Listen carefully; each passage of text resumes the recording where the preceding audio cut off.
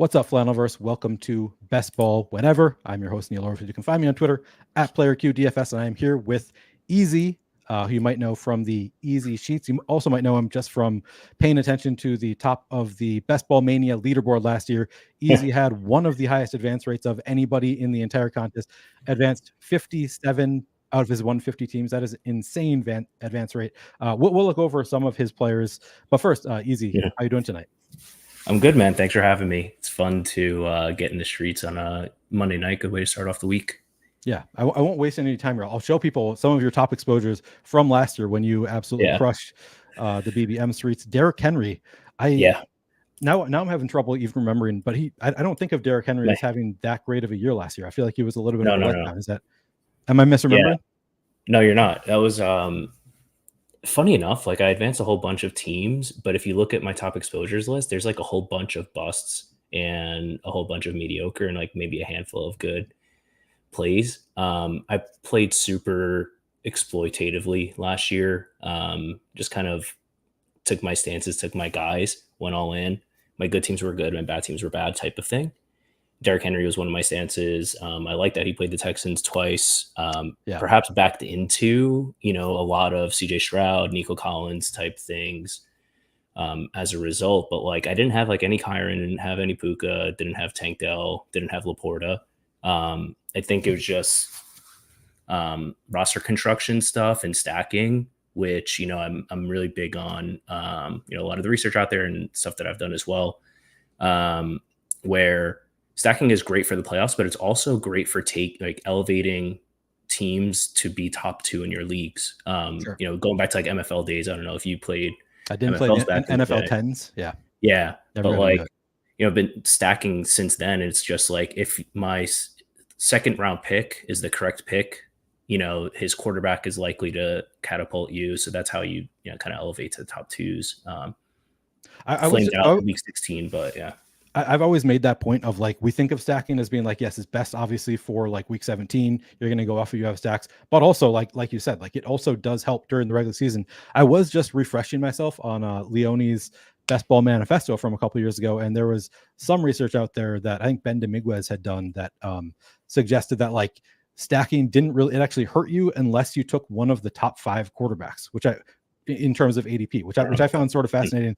I need to I'm refreshing myself and then I'm going to read the update because I'm curious if that has helped. That's obviously just based on 1 year of data, but I was pretty surprised to hear that because it is true. Like your stack obviously needs to hit. If you like me took a lot of the Carolina stack last year, like you were just dead, especially if you took like me, the Carolina stack without Adam Thielen.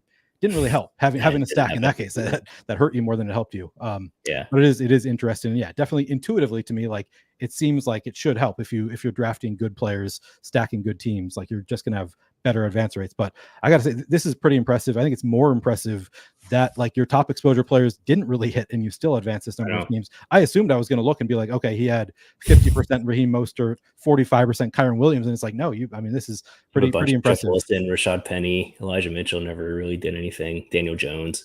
It's a pretty bad list overall, but yeah, just like the concentration, I think stacking leads to a lot of 10th, 11th, 12th place teams, but also leads to an outsized number of first and second as compared to 4th, 5, 6. Like I have no interest in finishing 3rd or 4th, obviously in a league. So if you're not first, you're last, they say. Yeah. Or second. Second's okay. That's true. Second also works. Did you manage to get any of these teams through any of the 57 through to the final last year? Not to the final. I think I got 4 or 5 through the first, which I guess was like expected. It sounds so few out of 57, but it was 1 out of 16. So like technically 4 was the expected. Yeah. And they all flamed out. So no big cashes for me in the large field last year. Just goes to spend the DK Millie, but did you really? You got into the DK Millie? Did you have a similar advance rate on DK? Not like that crazy, but like 25+%. Okay. That's still really good. Nice. Well, this year, now that we know that your player takes are not what you got you there, this is going to be a less interesting conversation to talk about your exposures now. No, I'm kidding. How deep are you into BBM this year? I'm trying to save my as many bullets as I can. I'm 37 in. I will Okay. max it one way or another.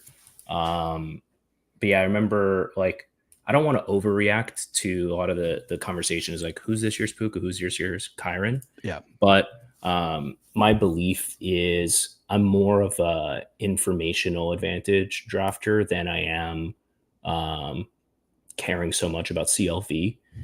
I'm Yeah. willing to not have the best CLV in the lobby if it means I have a higher percentage of live players come September 10th or whenever the season starts.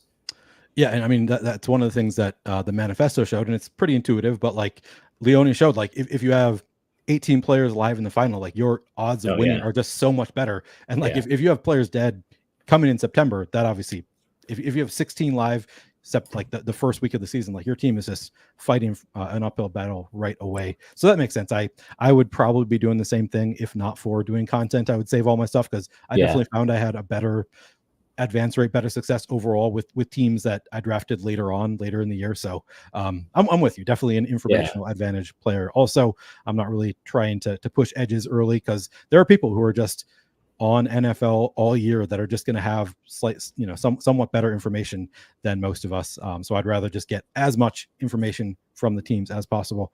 With that said, do you have any players that you really like right now that you've been oh drafting a lot of? yeah, for sure. Troy Franklin is one that I've been super high on as far as like mid to pretty late receiver. I'm pretty in on the Bo Nix connection and also just wanting to buy in on a rookie receiver that we like the profile of that had worse draft capital than expected. So mirrors sort of like an Amon St. Brown, which is definitely not going to happen, but you know, it's fun to sell yourself on that. Um, earlier, I'm really into Kyron Williams Okay. or Blake Corum. Like I think combined to have over 50% of the Oh two. I damn. just want to say I think Kyron, if it wasn't for this injury FUD, basically, he would be like a 1-2 turn pick, just based on projection and how I view the Rams offense. And I don't think Corum is really a threat to his every day, every down role, if unless he were to get hurt. So like I just want to be overweight on Kyron, and on the teams I don't have Kyron, I want Corum because I think the Rams backfield is super valuable to just have one guy playing 80+% in what should be a really good offense. Do you have any? I mean, so if you're drafting a lot of Kyron, uh, are you just not a zero RB bro? Period. Do you do a lot of hero RB? Do you not go in with a I specific do. plan? Like how do you approach drafting? No, I mean I let the board dictate. I definitely like I take more zero RB than the field, but less than the average stream Okay. participant, right? Yeah. Especially this year, I think the elite quarterback and tight end prices are very good. Um, I do take CMC one. I don't like the other round one running backs, so I don't really take much of Bijan or Brees unless they're past ADP. Okay. So that like because Kyron, as long as Kyron stays in the mid to late third, I don't really want Bijan and Brees because I like the construction with Kyron and two receivers up top. But Yeah. like I'm pretty receiver heavy overall. Okay. Yeah, that's there's a pretty big distinction between like the average drafter and the average streamer. So to be Yeah, in that middle is, probably where you should be, probably where most people want to be. All right. So before we jump into the draft, just I'm curious with training camp starting this year, starting this week, people in my Discord have been talking about like what they're excited about, like keeping their ear to the ground for training camp. Like what news or which team are you most excited to hear from? Any specific things that you're waiting for? Do you have any thoughts on like what you're excited to hear about from the teams this week when training camp starts? I think like the first one that comes to mind is Broncos because I've really fallen in love with not just Troy Franklin but also Estime in the last Same. round, and I think that the Sean Payton running back there is likely to be there's likely to be one valuable one at least for a period of time, and they're all very cheap. Even Javante, who I don't Yeah. like, is very cheap for presumed starter. So I would love to see if Estime's healthy. I'd love to see what the receiver room looks like if someone were to emerge alongside Cortland Sutton. So that one definitely jumps out the most. Yeah, that was my friend Scott Barrett put out a tweet and I retweeted it last week or so, but it was like 9 of the past 12 years, or that Sean Payton coach, something like that, the Broncos have had within first or second in terms of fantasy points produced by the running back room in total, like of all running back rooms in the NFL, which is just an insane stat to hear. Because first or second, I mean, he's got to be force feeding the ball to the running backs to get that kind of production, and in a scheme that sets them up for success. So I definitely, I had been into the Broncos a little bit, but definitely, like, man, just trying to get like one Broncos running back in every draft has been, and I don't reach for them, but like, I'd love to get one in most drafts where I can, because I like them all. Where I'm also in. Are you at all in on Jaleel McLaughlin? I started off the year very hot on him.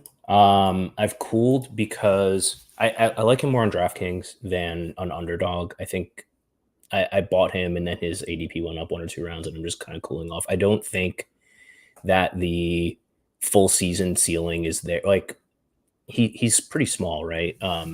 Granted, Sean Payton has had success with like Darren Sproles, who surely is much smaller than Jaleel McLaughlin, but I feel like he's more of like a capped at 15 touches type guy, which can be valuable. More on DraftKings. So I bought him in the 170s. I'm not buying in the 150s, where I think that there's contingent guys that can have the whole workload to themselves. I don't see that for Jaleel. So I'm kind of stack only. He's not a huge target for me. Okay. May I ask any of those names that you like better in that range? I'm trying to think even who even goes around. More like earlier. Like now that he's in 150s, like the 140 range is like my favorite in the entire draft. Kendre like Miller. You have Kendre, Marshawn Lloyd, Ty Chandler, those 3. Yeah. Nick Chubb sometimes falling. So I would love if I could trade out of like round 4 and just stockpile picks in 130 to 140. Hawkinson is someone that I personally like. I know Tyler in the chat is probably cringing at my Hawkinson and Chubb touts. You just like the injured guys, yeah. Yeah. But yeah, I'd rather, and like later I like Bucky Irving more as a potential. I mean, he's kind of a smaller guy too, but I'm not, if I put my crystal ball out, I'm not seeing Jaleel having the whole backfield to himself. Yeah, he's definitely not like swinging for a home run player. He's swinging for like a likely double, I feel like, is what you're kind of going for with Jaleel McLaughlin. Yeah. And I could be wrong. Like that's There's sort time of and place for that. Yeah, exactly. It's kind of like within certain builds where I feel like I need a little bit of safety built in. I don't know. Maybe I'm telling myself a story. All right, I'm going to enter a draft right now. I'm going to enter it from my phone because I have been having issues with my getting in on the computer. So if you want to get in right now. And we are almost full already. Let me pull it up.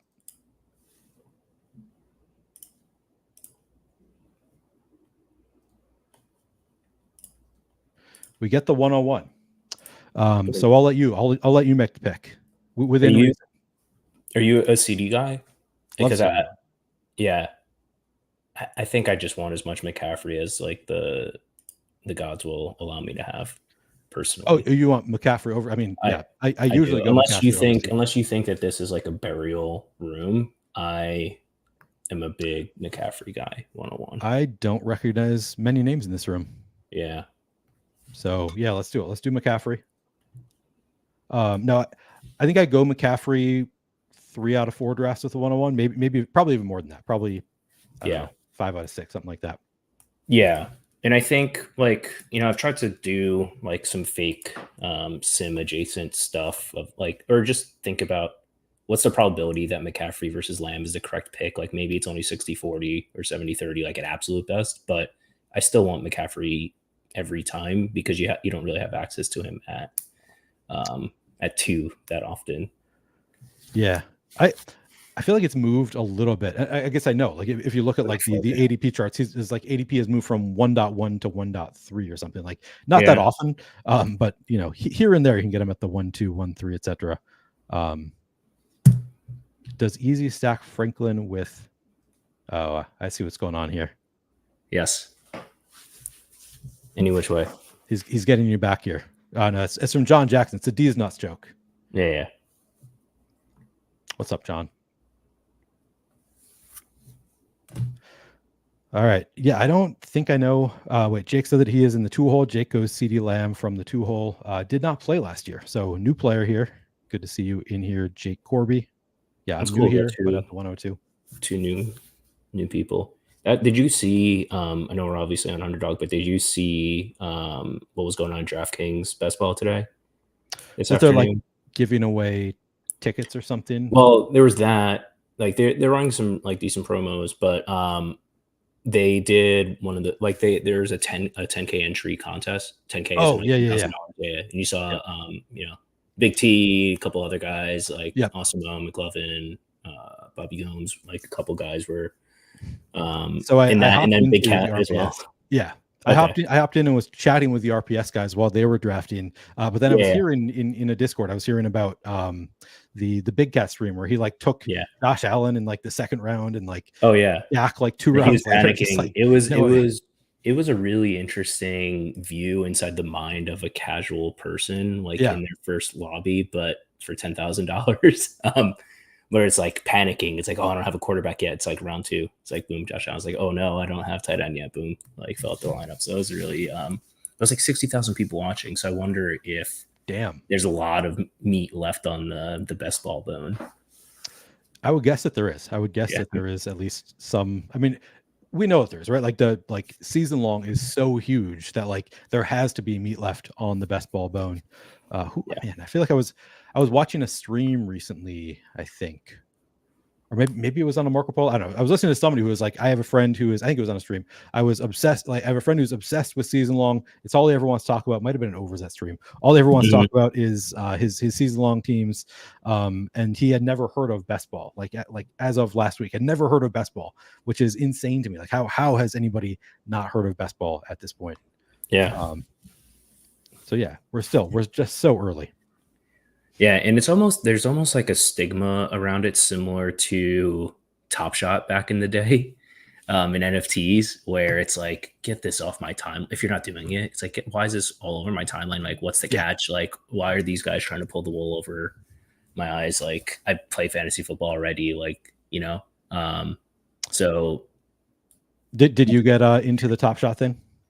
I did at the absolute top. Yep. Me too. I mean, I got in before the top, but then I rode it all the way down and ended up losing a lot of money on Top Shot. Yeah.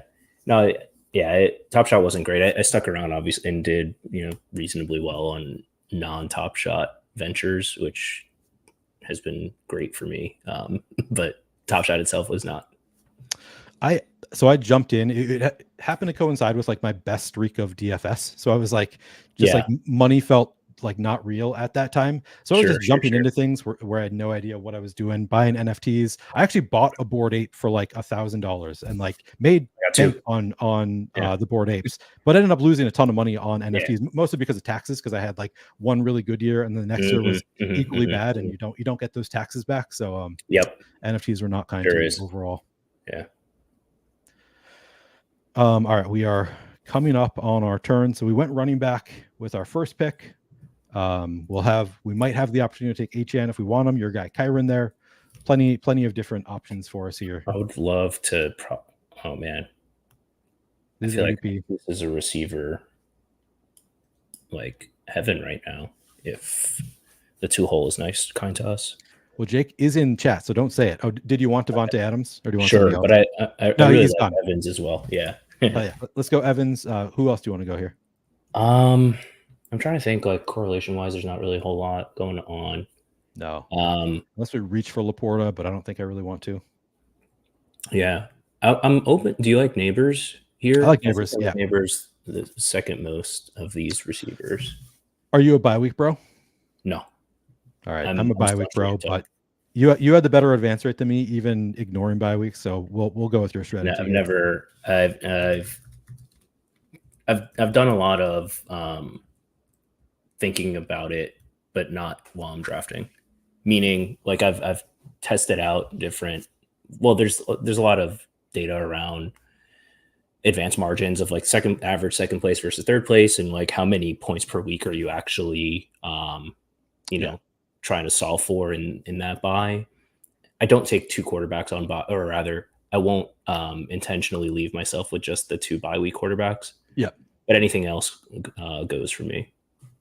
Neil Farley put out a piece for 4 for 4 last week, 2 weeks ago, maybe about that, and that was like yes, it helps at every position, but he's uh his I think biggest takeaway, my biggest takeaway was it matters a lot for quarterbacks. It matters a little for other positions, but yeah, if you are a like if you really believe in your player takes, probably makes sense to just ignore it for other positions. Yeah, it's much more impactful to have the correct players just score a whole bunch of like Yeah. to score a whole bunch of points over the season instead of trying to solve for how do I get 8 points out of this position in week 12.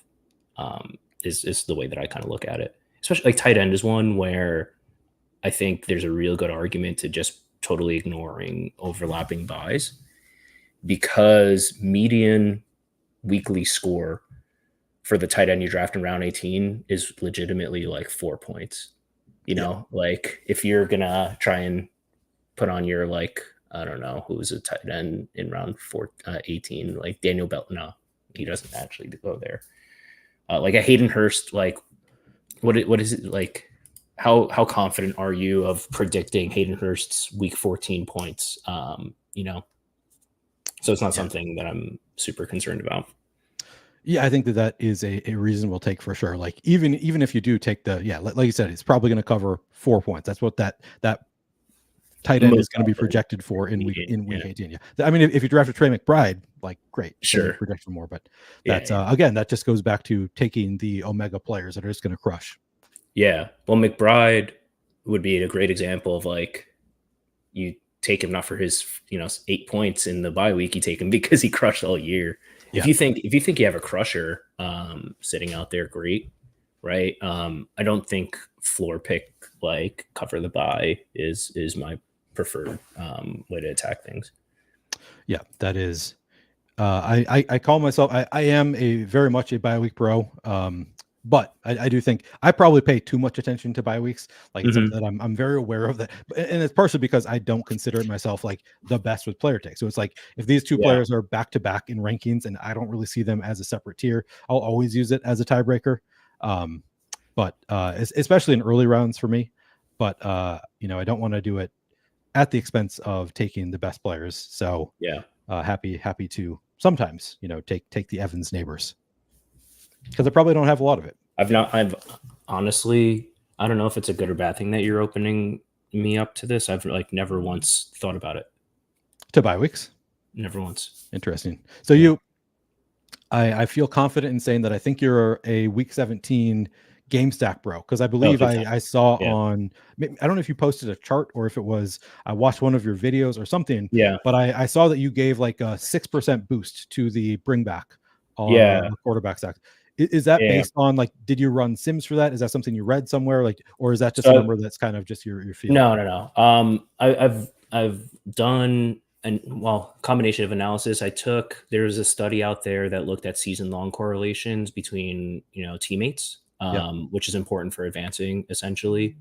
Of if a wide receiver hits their 75th percentile, what does that mean for their quarterbacks, running backs, teammates, etc. Yep.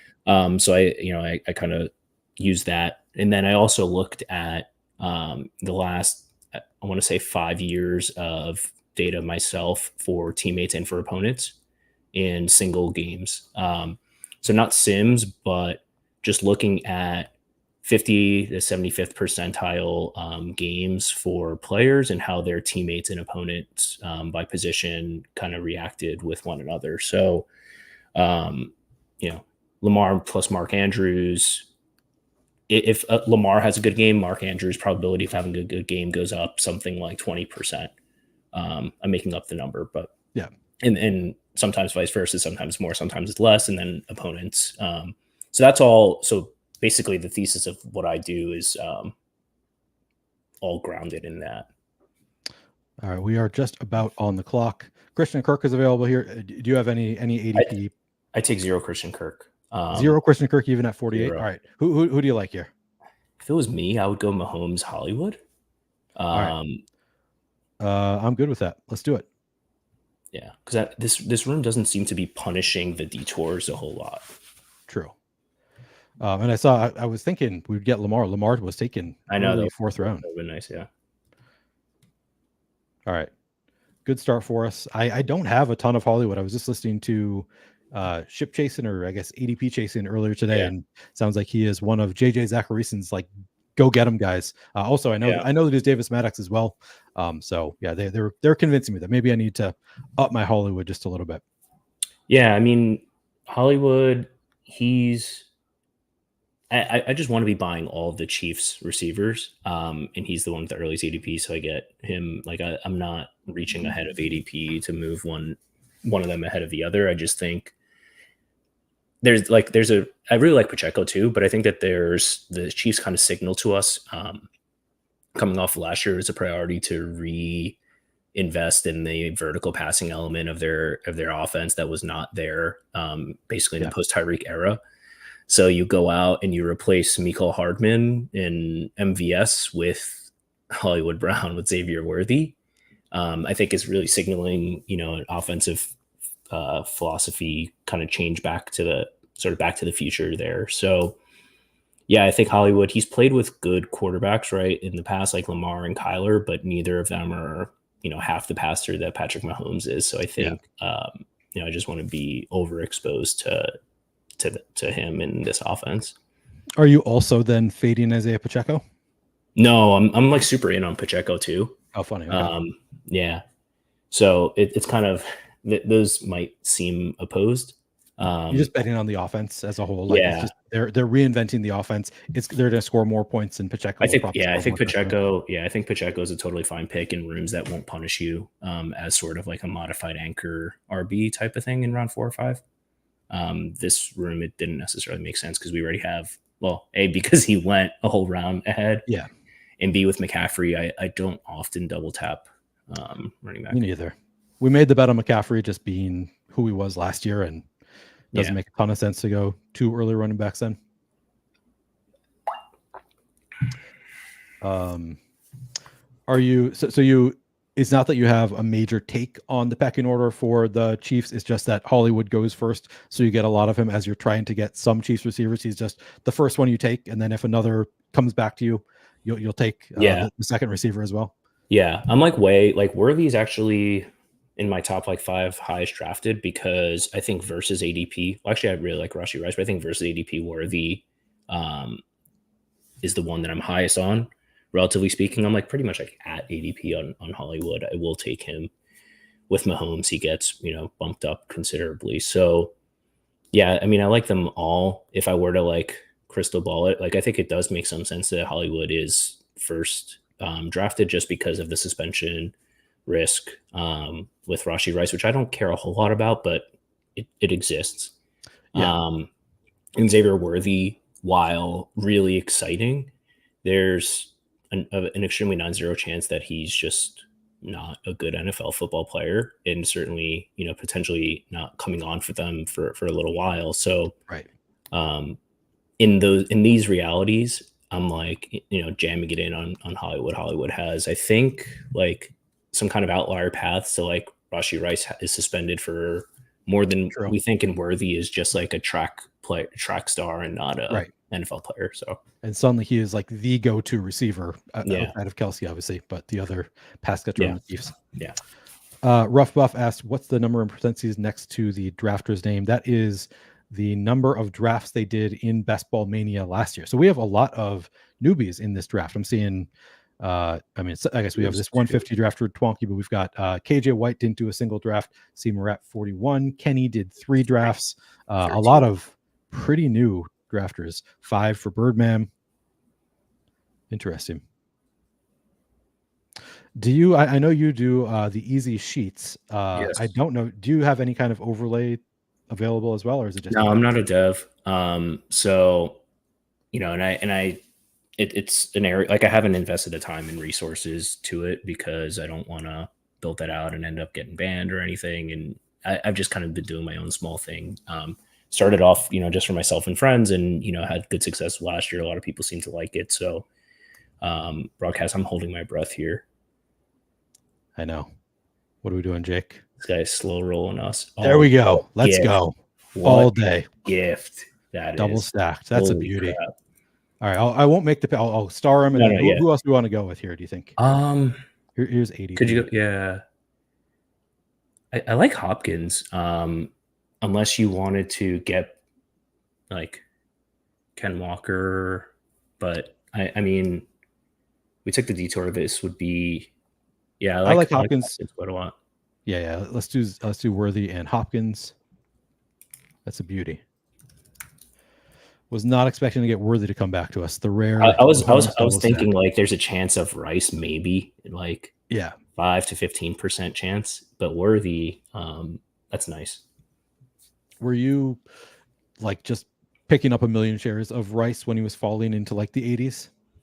Yeah. I like he's I have a lot of like strong stances and very hard to move off of for me, which is probably fairly common in like, you know, the best ball space. Like Yeah. people have their stances hard to be convinced otherwise. Like at first it was like there's so many good receivers, like why would I take the guy that has games played risk? Right. But as time has gone on, it's like, is it, and I wasn't a huge fan of his, like his production was good, but just like the way that he did it is a lot of, you know, flat screens, like his Right. super low A dot. It was just like, you know, it seems like the offense heading a different direction.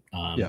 But he's like year 2 and like super high production. So I think that's just a profile, even if I don't like the way that it looks, like that you super want to be in on. And if any suspension comes, which I almost think there won't be one, I he's feel like like no a no third round no news value. is good news right now. Like, Yeah. and that's why his ADP is coming up. I think that's kind of the way the Yeah. market sees it too. And if I'm taking, you know, 4 receivers, 5 receivers through 7 rounds, like I can afford to be without one. True. Like the easiest thing to do is to find, you know, 12 points in September for a week. Like I could survive them, you know, a couple weeks, and like that's, and theoretically you're healthy. The healthiest your roster will be all year. Yeah. Most available players, etc. So it's the easiest thing to replace is, you know, 10, 12 points. So I it's mean, fine. there is some risk that he gets suspended later in the year. Like that would not be Yeah, totally so unprecedented. But yeah, yeah. I mean, but still, yeah, it's a risk I think that is worth taking. I regret that I was not fully in on Rashi Rice. Like the more I've thought about, it, the more I'm like, yeah, every short person I talked to was just loading up on Rice at his cheaper price tag, and now I'm catching up when he's, you know, more expensive. So I Yeah. have regrets about not taking more of him when he's available. I had the same thought as you of like, well, now it's a loaded room. Like he's not, even when he comes back, he's not coming back to the situation he was in last year. But like you said, he was good enough last year. You look at his like yards per route run, his efficiency Oh metrics yeah. were really good last year. So it's like, yeah, you probably, You- and I also had the same thought of you. Was like just watching the games, it felt like it was gimmicky, like not necessarily repeatable. Like they're just It's throwing it fully flat. manufactured, like, Yeah, but that could also very well, like Travis Kelsey, he could very well just step into like the Travis Kelsey role right. of, hey, I need, you know, first look off the ball. If, you know, I think Rashi Rice is the guy that would benefit the most by far if Kelsey were to take another age related decline or injury or whatever. So he's got the highest kind of target hog percentage, I think, of that Chiefs offense. Yeah. Bird Doggy says, anytime I bring up best ball to his friends, they balk at the idea of not setting lineups. The whole point is them making lineup decisions and transactions. Yeah, they're dumb. Your friends are dumb. You got to get new friends. I've quit so many leagues because I just don't want to do that. Me too. Like, I can't be bothered. But the funny, so Run Good Rick says, I have friends randomly text me their lineups that I never knew play Underdog, and it gives me hope. As somebody who's like trying to like grow as a content creator in the best ball space, I like that we're early. Like I wish there were more people that are just being introduced to it that are not already playing. But I think there's plenty out there, people who are still joining. Good to see all of you here. Yeah, Jim says enjoy the 101 because we're drafting from the back half on Wednesday. Whatever. We're going to make a great team. We're going to make a bunch of bomb teams all throughout the week. Not worried about it. Although we're probably not going to get Xavier Worthy to fall back to us in our Mahomes stack at 72. Yeah, so we've gotten pretty lucky in this one. For those of you who have not already subscribed to the channel, I would appreciate it. Just got to 1,800 subs. Trying to get to 2,000 is the goal. So appreciate anybody subscribing to the channel if you haven't already done so. Going to be doing a lot of content. I'm trying to get through, or no, I will be streaming all 150 of my best ball mania drafts. I'm just past the halfway point now. I have some other plans for other content on the channel as well. So subscribe if you want to catch it. Would appreciate if you like this video as well. I think we're on the clock. I Yeah, just we're on the jumped on. clock. Yeah, we're up. Yep. All right, we're good. All right, so we are at 1150. Do you have any? I mean, we've got Brock Bowers right there. Yeah. Zach Moss, Tony Pollard. I like Brock Bowers quite a lot, Me too. especially without having the tight end yet. I'm not a big Zach Moss guy, but like it would be fine. I don't want to like totally control the room, but I someone so I I've like been Zach Moss. We could also do Rashid Shaheed. He's been. I mean, I guess we're at I'm good 97. on with 5 receivers. Okay. Like I've been into Tony Pollard lately, which I just think that if someone were to win 60 or 70% of the backfield, I think it's likelier Pollard than Spears. 2 years off the injury, we bet on Hopkins on this team. Like this opens up the Levis door for us. I think people are viewing it. So that is a camp battle that I'm just another one that I'm interested in. I don't know if it'll play out in camp or later, but Spears looked, decent to good, spelling Derrick Henry last year and, when he had the opportunity to play. But going back 2 years, like Tony Pollard was one of the better running backs in the league. And obviously coming off the injury, supremely disappointing, but they went out, they paid him. It's interesting because he and Pollard and Spears kind of play the same roles in that they can run, but they're dynamic pass catchers. Neither of them are super big. So people are viewing it as, kind of a backfield split. And I think there's a chance because they're not complementary. They are kind of duplicates. Like, right. Let's say one of them similar is to Kyron and better Core than the others. Yeah. Right? Like sort of. Yeah. Where it's like, why would you take one off the field for the other? They just do the same thing, just play the better one, right? Unless one is like injured or tired. So I think there's a chance one of these guys just wins the backfield that everyone thinks is 50-50. I'm betting Pollard just because of pedigree, getting paid, and I think he is a little bit bigger. Yeah. To stand up to that workload. But I understand people like Spears is, flashy, younger, faster, probably. So I get it, but I was so out on Spears last year because of the knee ligaments thing. Everybody, all the rumors like doesn't have ligaments in his knee. I was like, I don't know what that means, but it scares me.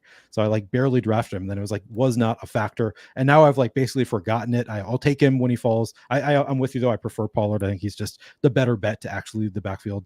No, I like Pollard here. I'm finding it harder and harder to get Moss. I feel like Moss is like.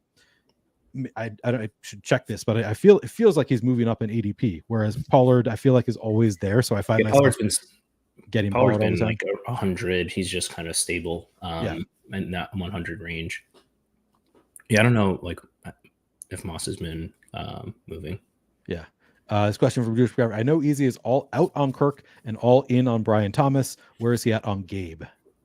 So, to like my process, I use projections and I put in kind of, range of outcomes based on, what I perceive to be spike potential, which is like, age and kind of archetype based and opportunity and depth chart. I have a lot of manual overrides to dock Gabe Davis just because his projection and archetype and opportunity, I think is very good for where his ADP is, but the market just seems to hate him because they were burned by him, 2 or 3 years ago.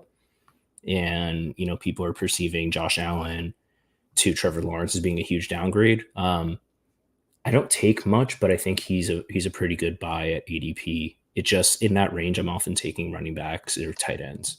Same. I feel like that's where like I don't think about Gabe all that often. Sometimes I'm like, I'll take Trevor Lawrence at 120 and then be like, oh shit, I should have taken Gabe to get like a double stack or whatever. Yeah. Where's his ADP? I think it's partially like the ranks that most of us are using public rankings. I think that these are the leg up rankings. And Gabe Davis at 142, so he's a little bit buried. And in a range where I'm usually targeting running back. So I guess we could see where I'm at on Gabe. Actually, I have 8%. That's actually more than I thought. I thought I was well below the market, but guess not so much. I think like guys like Gabe and Jacoby Myers are not super sexy, but if you take a lot of early detours, like they're fine to get you on track. I don't that often. So like if I already have 5 receivers at this point, I don't need Gabe Davis to be my 6th. I'd rather just wait, give me Troy Franklin, Luke McCaffrey, insert, some other young Yep. player who's likely to get a 0. But it's fine. So you're going with Troy Franklin. I've been going 50-50, Troy Franklin, Marvin Mims, maybe even slightly leaning toward Mims. Yeah, Which maybe it's wrong because we've already seen that like Sean Payton will just ignore him, but I know. I've been like feels like a little bit more likely. They again seem like very similar players. I don't know. Yeah, Do you have a strong lean for Troy Franklin over I Marvin do. Mims? Will you ever take? I do. Okay, I do. I do because I think like if I were to play, if it was one draft and I was trying to finish in fifth, maybe it's Mims. But I think Franklin has outlier odds to have like 1,000 yards, and I just don't think that Marvin Mims has that in his bag. Because like Franklin he had like a round one, late round one, or like round two kind of profile in college. true. Yeah, Played with Bo Nix, which is nice, and he fell, I think, to round 4. And I've tried to see like why, and there's not really many reasons. People are speculating something off field or like hidden injuries or something, but like my sort of take on this is once they're drafted, the off field stuff or injury stuff, like the Broncos have cleared him of that, so it doesn't they matter don't anymore. care. Yep. Yeah. All right. So Gus Edwards, Chase Brown are available. If we want to go running back, or we could, I down like a lot Zeke. for I kind of like Zeke you like quite Zeke, a lot. I do. and you're admitting that publicly. All right. Oh yeah, We can go Zeke. he's like my highest drafted player. I think if there's anyone that's going to be Jamal Williams 2 years ago, I think I it's hate Zeke. that you're right. Like I think that you're probably right about this. That Zeke is just like we know the Cowboys love him. Like he's not great, but It's a he's great not offense. horrible. He's good enough. Yeah. Yeah. I'm all right. So we go Zeke. Anybody else you want to go here? Do you want another running back? I think we're like pretty on side with any position, so it's up to you. Is there anyone that's catching your eye? Like I guess Chase Brown is not someone I love. Eckler, Jacoby Myers. Charbonnet. Yeah, we can go Jacoby because we talked him up a bit. We have the early McCaffrey and Zeke. I'm terrified that Devonta Adams is going to get traded, and I'm going to have not nearly enough Jacoby Myers. 4 rounds. Yeah, it's going to be like because I don't have a ton of Jacoby Myers, and I've been taking like Jerry Jeudy ahead of him, like all the wide receivers in that range. Like he's been sort of somebody I don't really think about, sort of a blind spot for me. And now we're hearing rumors about Devonta Adams, like potentially could get traded. I don't know if it's actually likely, but just the thought that he could get traded is like, my God, all of these guys are going to be wheels up. And luckily I have a lot of Bowers, so that's good. But like, not going to. I didn't even remember that we took Bowers on this team. I'm trying to follow along on my sheet here. So it's tough because I wish I knew which quarterback it was. But yeah, we have some kind of path to that stack there, or just betting on like this team does real well if Devontae Adams is traded real well. Yeah. Would you ever add the quarterback onto the stack, or is this a situation where it's like we don't really know if it's AOC or Minshew, just stay away from it until we know? Do you have thoughts on the quarterback? Tough. We do have like the literal last pick of the draft, so if we feel good about everything else, I would be okay with it. And because we have Mahomes, what's interesting about our team is, with the exception of Mahomes, all of our quarterbacks stack options are extremely cheap, which is quite nice. So we don't feel tempted to we've hit quarterback.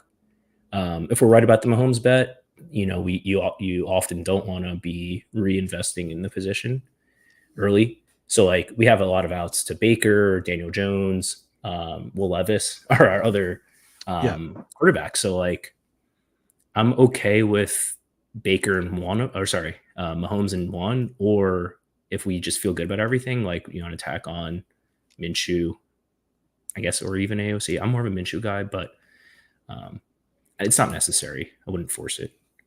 Yeah, I think that's a good call. And with Mahomes, like if we go Mahomes and Will Levis, for example, at that point, do you think we'd be better off with Minshew, or like would you ever consider taking one of those last pick Chiefs receivers? Like, no, you're not going for I don't know, Justin Watson. I don't either. No. I have not been taking them.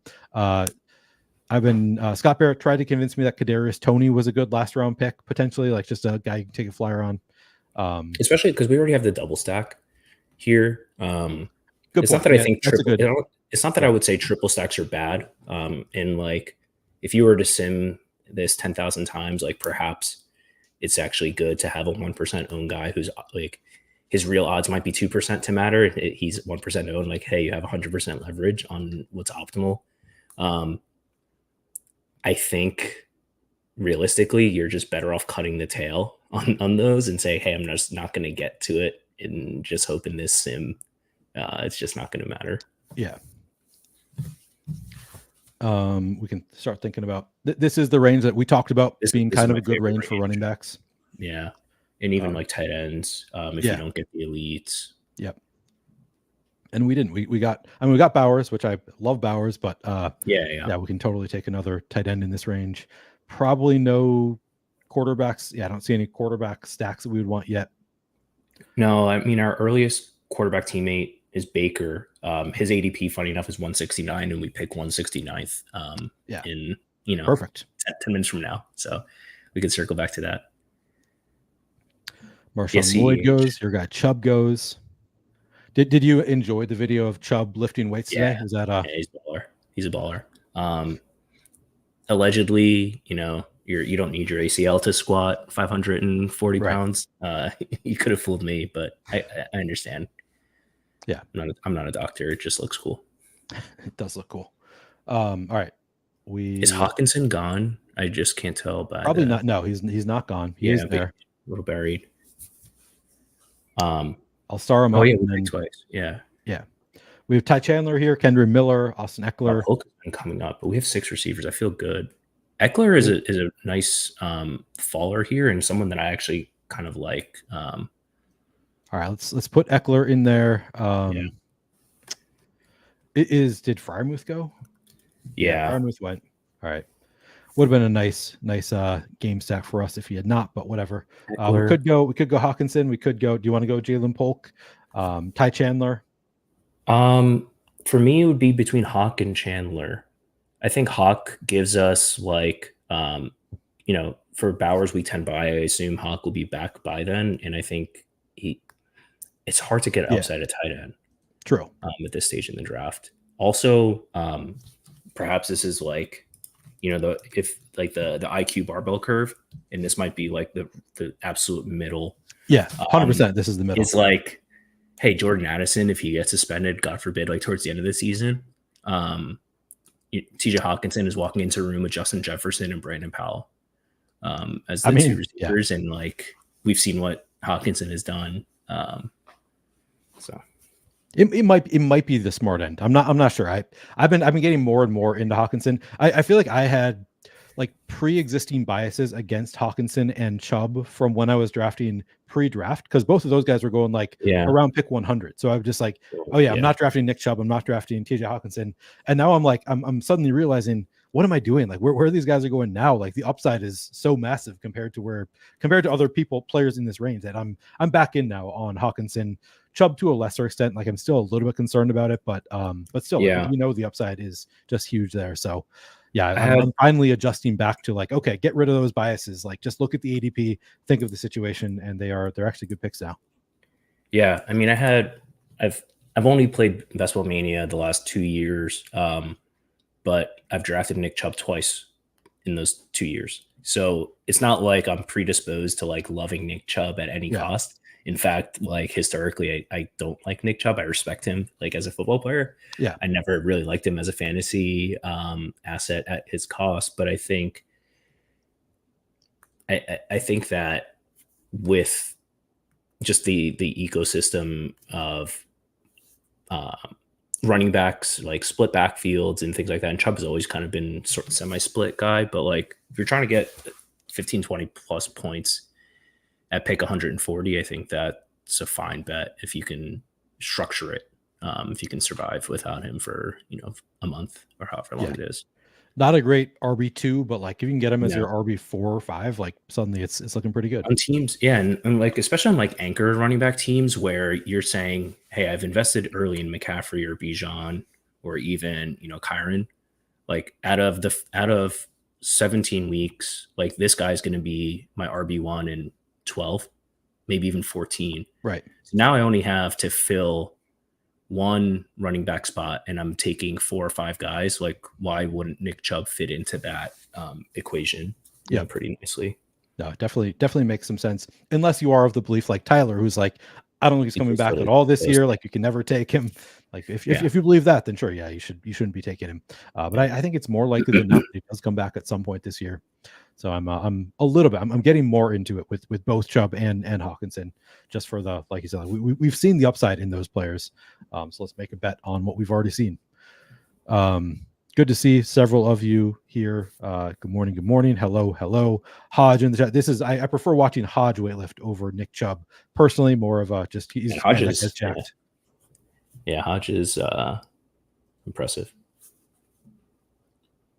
Vet move by Neil. Yeah, that's I've been streaming a long time.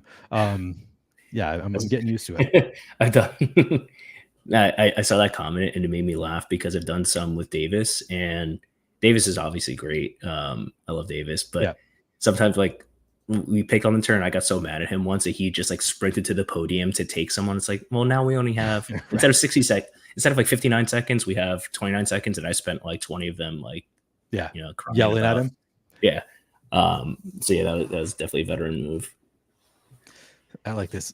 Jewish Craft says experience that comes from being the oldest to max speed. That's right. This wisdom here. Streaming all these at my age. Good to see you all here. What's up, Bindles? It's been a while. Been too long since I've seen your face. Good to see you, Bindles. Mr. Poopy Butthole. Good to see you. Probably pooping. I don't know. I don't know what you're doing right now.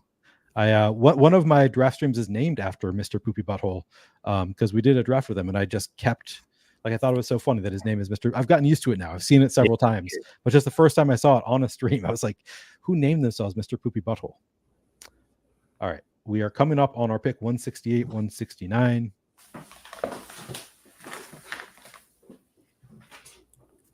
Could you click receiver? Because there's one guy I'm thinking about. You already told us about Troy Franklin. I know. It wasn't him, but I would take him. Is Roman Wilson gone? He is. He's here. Oh, because like this would be the bring back for the Chiefs. Yeah, no, I like that call. Roman Wilson, good pick for this team. I love how much he's falling. Yeah, I think for some reason he's even continuing to go down. Because they name all their wide receivers and they don't name him as Let's take Roman Wilson, and then do you want to go one of these quarterbacks? I'll say for me it's either Baker or Franklin. The only argument against Baker is because we still have the Levis out, we still have Daniel Jones out, but I'm fine with Baker here as well. So Baker, Franklin. We already have 7 receivers. Yeah, that also would give us one more quarterback out if we went Franklin. Yeah, Franklin's fun. It's kind of the way that we did take like we did take 2 detours. All right, screw it. Let's do it. We're at 1-4-8-2. We have Patrick Mahomes at quarterback. At running back, we have Christian McCaffrey, Tony Pollard, Zeke Elliott, Austin Eckler. At wide receiver, Mike Evans, Malik Neighbors, Hollywood Brown, Xavier Worthy, DeAndre Hopkins, Jacoby Myers, Roman Wilson, Troy Franklin, and at tight end, Brock Bowers and TJ Hawkinson. So what we have, we're at 15 picks in. We have 3 more picks. Oh yeah, we're looking good. Could be done at tight end, probably. Could take one more if we want to. If I would say I wouldn't force one, but I would take 5 combined quarterback, tight end. I think in this room, we're definitely done at receiver. Yeah, we need at least one more running back. I think we for sure need another running back. So yeah, that would leave us, obviously 2 picks. We have 3 picks left. So 1 earmark for running back, 1 for quarterback, and then either quarterback or tight end. Kind of depends on what the room gives us. Do you have a like standard structure as far as like how many quarterbacks, how many running backs, tight ends, etc.? I would say, well, no, I try to be flexible, but more often than not, 5 combined quarterback, tight end, and I would lean maybe 75% of the time is 3 quarterback. I really like 3 quarterback, just for reasons of playoffs. So not necessarily. I think having 3 possible options for stacks to survive the playoff gauntlet, where only 1 out of 13 teams and then 1 out of 16 teams survives in the playoffs. So I think having low owned paths to, like, if Patrick Mahomes has a bad week, 15, they play at Cleveland, and don't confuse this for me like caring specifically about matchups. I don't. But let's say Patrick Mahomes has a bad week in week 15, and like a lot of Patrick Mahomes teams die on the vine, and we have two other quarterback stack options to kind of help us advance there. So, yeah, I think I really like that lever, especially because like there's a lot of guys with upside late, a lot of the rookies, and they're cheap. So, and even like Will Levis, I would say is a great like. There's major upside there in Will Levis, I think. Yeah. So when I have that stack, I love that. Yeah, there are a lot of like sneaky number of good late round quarterbacks with a lot of upside. So I like that. Are you what's your standard stack size? Like are you a double stack, triple stack? Does it depend on the quarterback? How do you approach stacking? It depends. I don't have like rules per se. There's definitely diminishing returns. I would say probably don't often do more than triple. I'm for sure. Like I would say the most common would probably be double. Just by kind of happenstance, because it's hard for everyone to pay off in a single week environment, but it's still it's still a good season long bet to say, hey, if I'm right about Mahomes, that means like a chief receiver scoring a touchdown every week, sometimes two. So I don't hate like a triple. It depends like on the cost. Okay. Yeah, I'm with you in general, I think. Yeah. What I don't love is the super expensive like Achan, Tyreek, Waddle. Like I think is somewhere between bad and kind of terrible. All three. And I like don't really love Tyreek plus Waddle together. Just I think that I'm with you. Like the cost is just too much for that particular group. I think I've probably done it once in like my 400 drafts that I've done. And it felt good. Like it felt fun. Like it was like, oh man, just making a huge bet on this offense. But again, I've only done it once. Not something I've come back to. I'm not even positive that I've done it once. I've at least tried to do it once. But I think that you're probably correct there. Like it's just too much to spend on one team. And at some point, like in the playoffs, you need those positions to be scoring points for you. It's unlikely that all of them score in the same week. So yeah, I think that's sharp. Interesting. Big fall for Geno. The one time I don't have any Seahawks on my team. Yeah.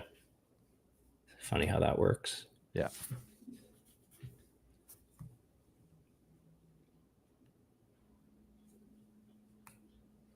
All right, I'm going to pull up the quarterbacks. We can take a look at who's available. Start thinking about. It just seems like Daniel Jones went. So is Bo Nix our only?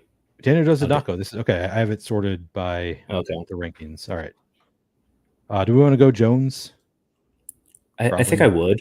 I'm not super concerned about the bench risk as other people are, but Mahomes with the week 6 bye, like if Daniel Jones is benched by week 6, like things have gone really, really wrong. Good call. And then running back. So if Clyde is here, I would slam Clyde. Oh yeah, Clyde makes sense for us. Yeah, and I feel really good about that. Yeah. Are you? I've been taking a good amount of Clyde. It feels really safe. Are you at all nervous about like Samaje Perine or like some signing making him obsolete? No. I mean, like I guess he's like, I don't know if I would say he's survived Jerick McKinnon for this long. Like, I mean, I guess Clyde hasn't really been very useful. But he had some useful games last year. Yeah, no, he did. Yeah, well, because I think Pacheco missed a game or two for that to happen. So like I think it's more of just like a pure contingent play than like I'm under no illusion that, Clyde Edwards-Helaire is gonna do anything while Pacheco's healthy. So if he were to get hurt, Pacheco that is, and they have another, running back, like I think Helaire splitting time is fine. Yeah, that's true. A lot of discussion here. I'm still catching up on chat. A lot of discussion about Tyjae Spears versus Tony Pollard. But my favorite comment from John: Spears 50% less likely to tear an ACL than all the run. That's funny because he's missing the ACL. I guess I don't know what's going on there.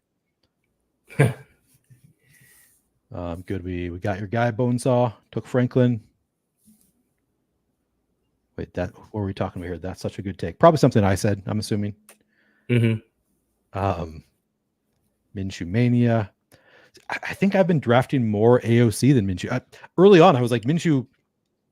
Like Minshew makes sense to me. We've seen him be a good fantasy quarterback and like support a Mhm. good fantasy stack. But then people convince me that AOC is actually the guy that's more likely to be there end of the season. Like they're going to want to try out their rookie since they're not going to be that good. He was actually pretty good in a few games towards the end of last year. So He I got a was. little bit AOC pilled, but I definitely you can see the case for both. I think one of them, I think whoever it is probably going to be good. So I guess that's is probably going to be good fantasy wise. Yeah, for at least a couple of weeks. My bias is towards Minshew because I think like we've seen him. It's not just that he was good, but he also elevated a wide receiver Yeah, for true. 3 consecutive teams that he's been on. Yep. So obviously last year with Michael Pittman, um, he actually kind of, I wouldn't say led him to a ceiling, but like I think he did. he kind of did. um, Yeah. or like that offense was run pretty differently and he was able to do it just fine. And like, with the Eagles the year prior, I remember them getting into a couple of shootouts. I think, I don't remember if it was AJ Brown, Devontae Smith, or both, but I do remember, some pretty big weeks in December when Jalen Hurts missed time. And I don't remember, like in Jacksonville, he had, 20 plus touchdowns as a rookie. So I think, and they paid him like not like a ton. I guess backup quarterbacks get paid 8 figures these days, which is a lot. Sam So I Darnold don't did. know. Yeah. Yeah, but I understand that they would want it. Like the Raiders would want to see what they have in their younger player, but Antonio Pierce, and this is like hand in dirt here. Like I think Antonio Pierce more than anything is trying to win football games. Yeah, he wants to And keep his job. Yeah, he wants. Yeah, he just got it. Yeah. And they did extend him, but like I think he knows He's not he's got it. spot, It's not there yeah. forever, especially on a team that's not that good. So I think they're trying to win games, and I think if whoever starts there does fine, like they're not going to switch. And whoever starts there doesn't do well, then they will switch. Maybe that's kind of silly to say, but that's just how I see it.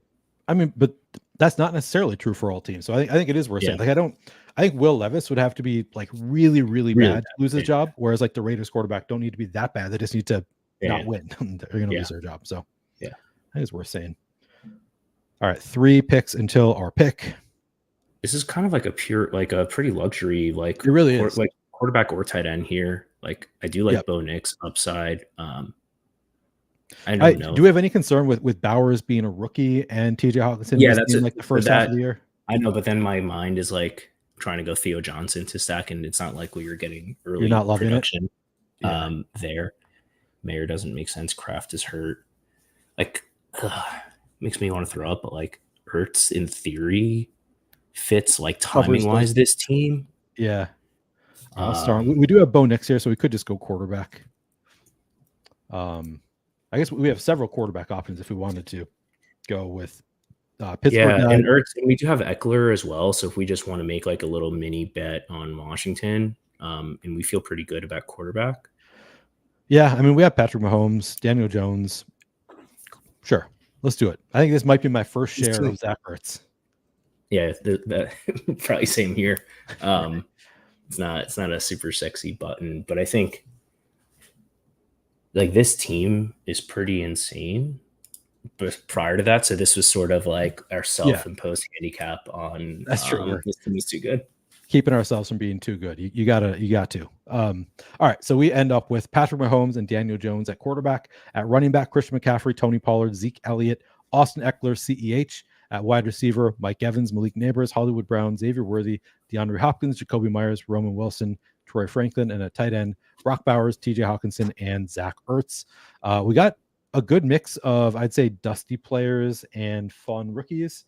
The dust, mostly your fault because you wanted Austin Eckler, Zeke Elliott, and Clyde Edwards-Helaire, some of the dustier running backs that you're wanting to draft right now. But I'll also give you credit for Malik Neighbors, fun rookies, Xavier Worthy.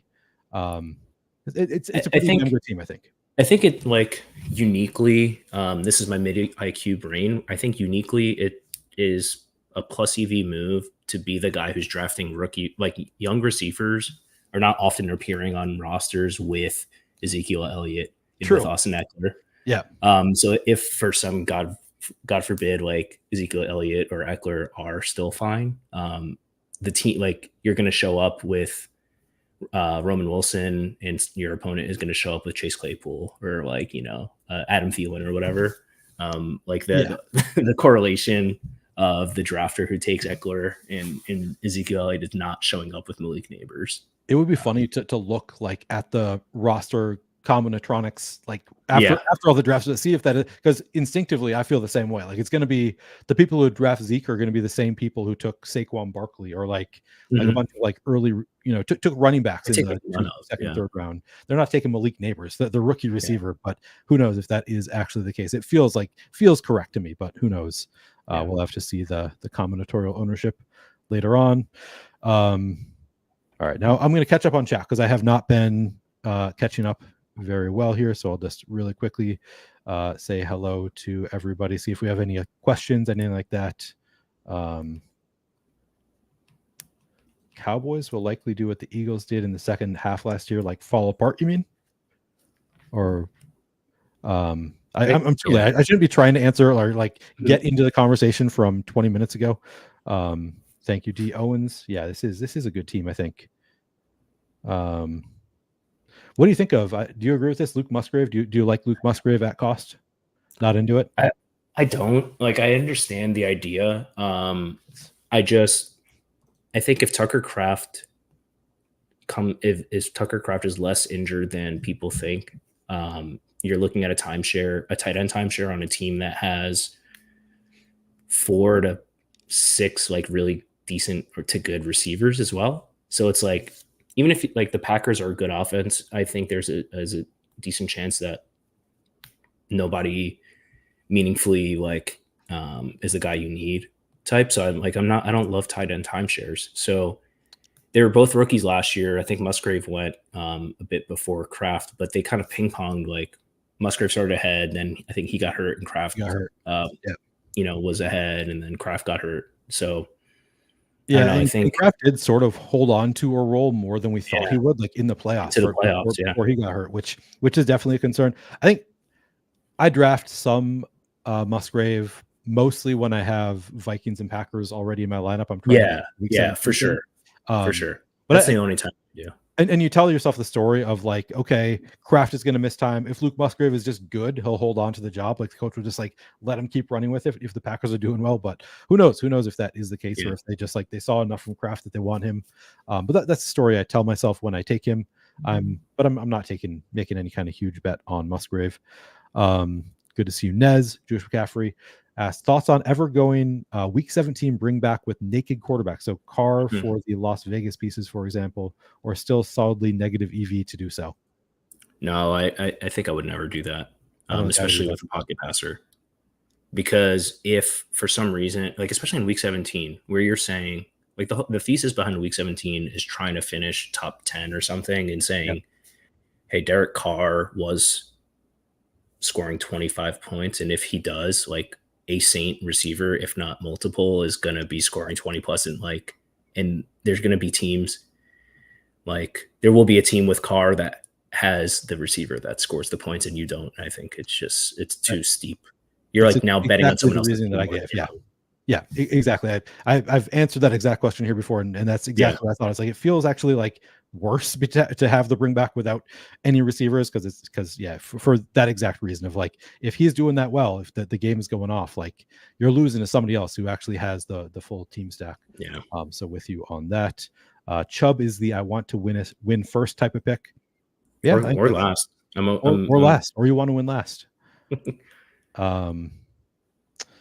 I don't think I have an uncomfortable amount of 2 tight end builds with Hawk. I'm usually taking 3 when I take Hawkinson, but I think it's fine to do so if you have him with an elite tight end. I think it's totally fine to do. I do that. Yeah.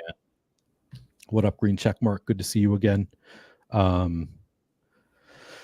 Yeah, I did not grab a drink tonight.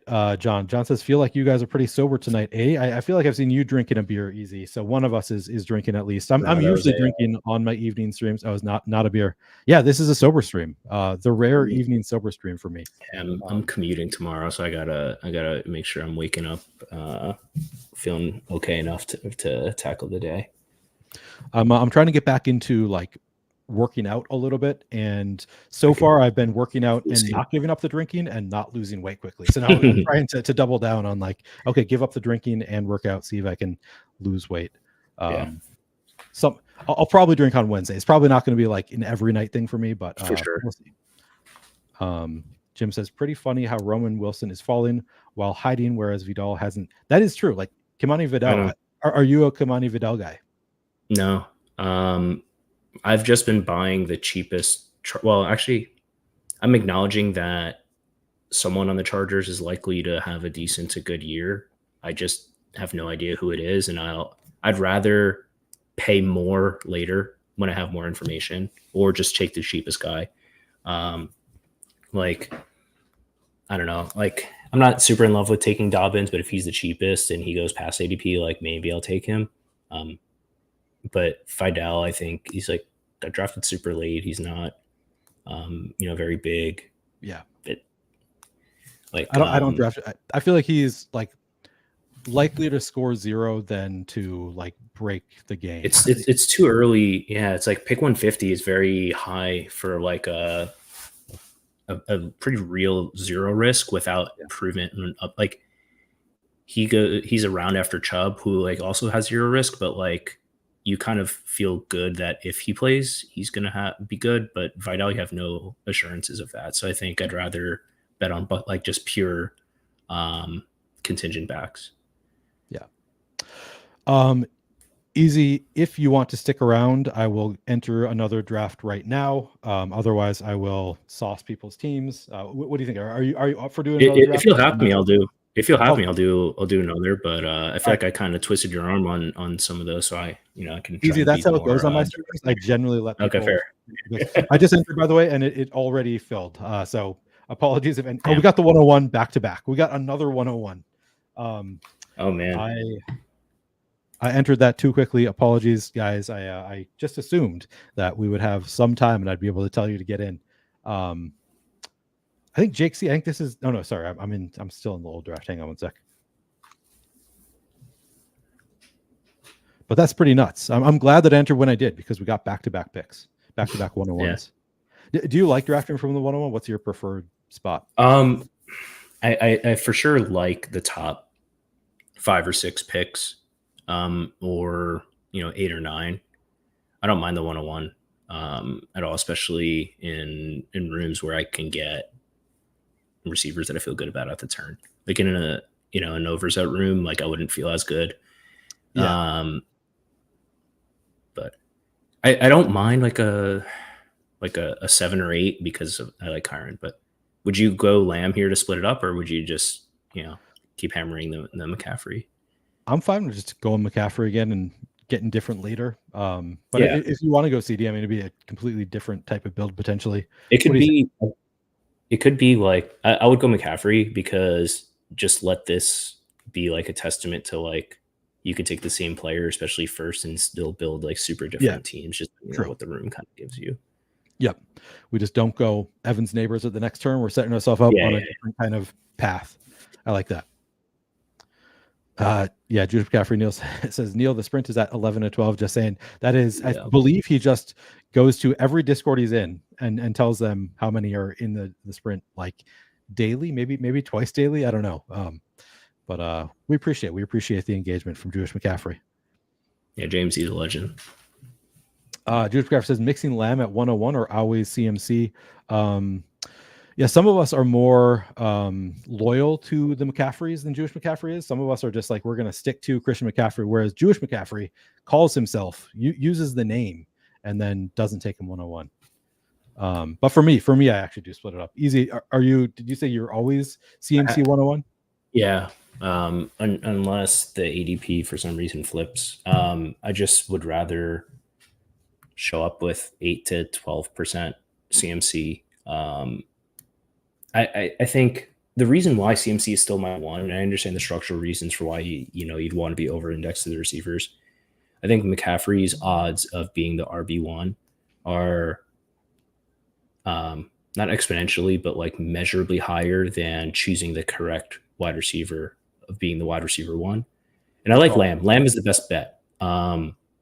But I think the relative gap McCaffrey versus Bijan and Brees, and there's good arguments for those guys. But I think the relative gap between McCaffrey and those guys versus like Lamb, Tyreek, Chase, Jefferson, it's like not that different. It could be a 4-way coin flip there. Maybe Agreed. You can Lamb make is a like good argument for any of them, really. yeah, it could be like realistically, if you were to simulate it, I think it might just be like 30, 25, 25, 20 type thing there, if that makes sense. Where I Yeah, think the absolutely. McCaffrey RB1 odds are, bearing injury, Right. much higher. Yeah, and the injury risk is obviously there for everyone. To me, it feels slightly more likely that he gets hurt just because he's had such a For big sure. workload now, and he's been hurt in the past, but it's mostly just the like now he's been healthy a little bit. And it's like it just feels like too much. Like it's been too long that he's been great, but like that's not the way to draft really. Just using your gut feeling like that. I think it's like you said, like if he stays healthy, he's in such a great offense. He's been so good. He's probably just going to be awesome. Yeah, and JMC brings up a good point. His most recent comment with like, Yeah, love Achan, I agree. Love Kyron, I agree. One interesting thing, and like this is like perhaps overthinking, but just the way the draft board goes, at the 2-3 turn, you can usually get 2 receivers if you want them. But with like round, is it 6, like 72, 73? In a normal room, the receivers there are much more appealing to me than the running backs. So I feel like I can get my receivers.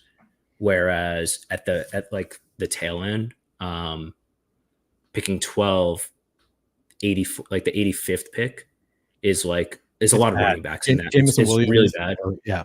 Yeah, it's either Jameson Williams or like Jalen Warren. To me, it's kind of no brainer. Like, so I'm getting my running backs, like my round 7 running backs on the right side of the board and the left side of receiver. So structurally, I kind of like McCaffrey, and then I can take a bunch of receivers. Yeah, no, that makes a ton of sense. Yeah, I agree. That's the difference between the start and the end of that round is just so massive in terms of the receivers available. Yeah. Depending on the room, like occasionally you'll get a faller, but not that often. Like Xavier Worthy. Yeah, right. Yeah. But that was on this end of the Oh yeah, you mean that's never happening on the other. Yeah. No. Like I take a bunch of Worthy at 60, even earlier. But yeah, me too. Hoosier says also CMC will be on the cover of Madden. So there is that. Are you into this college football video game that I don't really play video games, but like it sounds like it's like the most exciting thing that's ever come out. Yeah, you got it already? I played it a bunch 10 years ago and came out today. I was playing it. We'll see how it goes. I have much less time to commit than I did when I was in college when the game was last around. Married now, job, etc. So I'm not even familiar with it. I had never heard of it before. It started getting all this hype the past few days, and then it was released, and everybody's talking about it. Do you watch college football regularly? So you know the players and stuff. Is it like the current college football players, or is it like legends of the game? Like how does that work? Both. Not necessarily. Well, yeah. There's like different game modes. Basically, you can like be a coach of a team and build, program, recruit, etc. Or they have, it's called like Ultimate Team, where basically it's kind of legends and current players, and you kind of build a roster like as you kind of want to. All right, so we do have Neighbors here again. If we want him, we definitely need a receiver. So I don't know who your favorite receiver kind of is in this range. I'm good with Neighbors. I kind of like DK Metcalf, but I like Metcalf. I have not been taking a ton of cups since he's come up. I probably need to change that a little bit, but let's go. Let's do Neighbors, and then for me, this would be between Achan and Metcalf. I don't get much Metcalf, but Metcalf is really interesting option wise as you go down for stacking. So yeah, I'm open to either. And so you go Achan over Saquon Barkley? I do, yeah. And I formerly used to love Saquon, but as a Penn State guy. But let's go Metcalf since we already have McCaffrey, just from for sure. You've got McCaffrey holding down that 101. Yeah, I think that makes more sense for this team.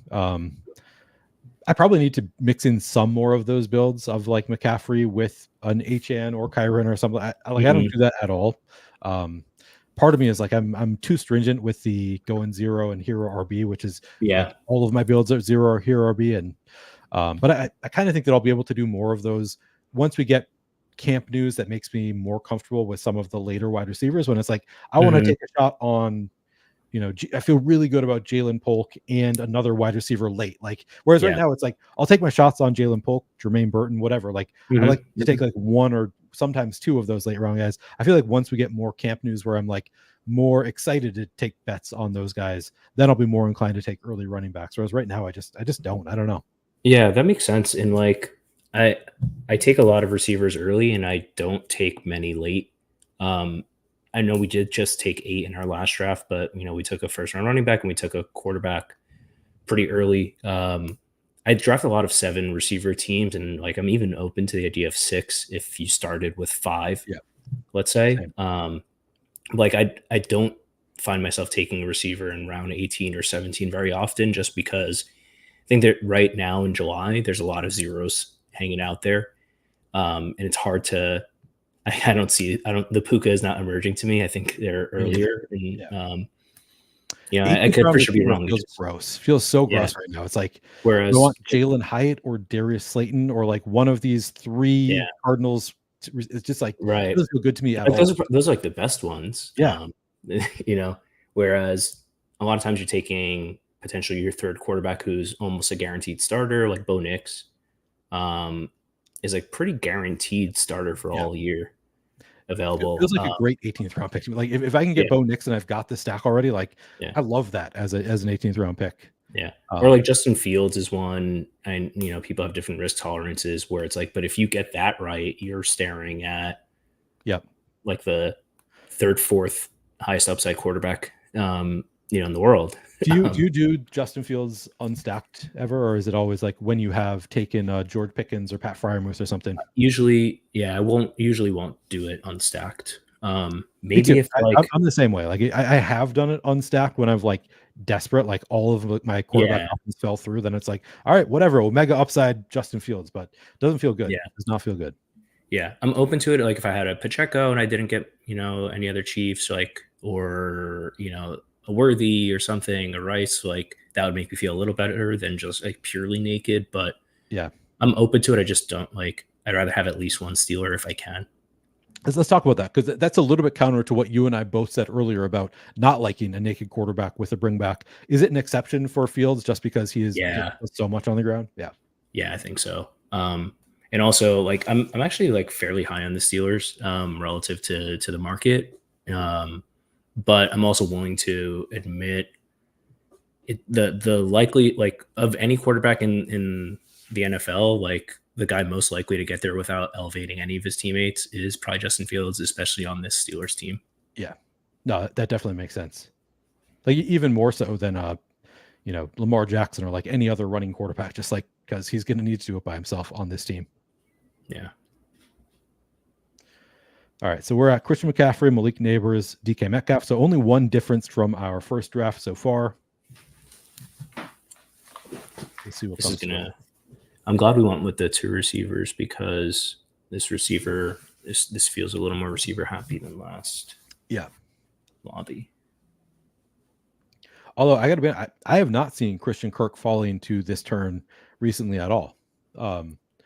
So it makes me sad that this is the one time that I draft somebody who does not want Christian Kirk when he actually falls to us a little bit past ADP. But I'm open to any number of options. This guy next to us, I think, is, if he doesn't take Jalen Hurts, I'm extremely tempted to tell you to take Jalen Hurts, even though it would be naked, just to kind of spite the guy next to us. Now he goes. I kind of like Keenan here more than Kirk. I don't know if that's we have Metcalf, so we've got the little you have a little correlation there, and you set up like that's kind of like the cheat code. Do you like taking one of these like elite tight ends? I'm pretty, as you can see, I do. My exposures here, I'm pretty high on this group. Yeah, I do. I like. Go ahead. What do you like? I was gonna say I like of that bunch, I like Andrews and McBride in that order, but I'm open to either, honestly. There's no If we went real McBride, would you consider Kyler at the next turn, or then he'd be it's a little bit ahead of 72. ADP? Um, I, I'm non-committal to it. I All right, probably not, let's honestly. go Andrews. That was so I usually go McBride over Andrews, but it's partially because I really like Kyler this year. So it's like, all right, well, Yeah. so I should say I take Andrews every time if Lamar Jackson's there. I just Oh, for double sure. with it. Yeah. But if he's gone, then it's like I break the tie toward Trey McBride, not necessarily because I like him better in a vacuum, but because it You gives get me the one more combination. quarterback out later. Yeah, so it's For sure. so I usually break the tie there. But if you're not open to Kyler at 72, then I'm open to it. I just think that this room, I would really love to get 2 receivers there, I think, if the Yeah. room lets us. Yep, that makes sense. And because we have like Keenan, we have the Caleb Dorr. We have like all of our quarterback stacks are like super cheap for now. Like we don't really have a pathway to a good quarterback, so we're gonna get there in volume and so like Kyler would have been okay. Just like I'd prefer it more from closer to ADP there. I did not realize what Beamer here was doing, and now I understand why you wanted to take Jalen No, Hurts. I probably wouldn't have. But That's funny. Are you a spiteful drafter in general? Are you trying to no, only no. I usually like I'm trying to win more than I'm trying to right make others burn lose? $25. Yeah.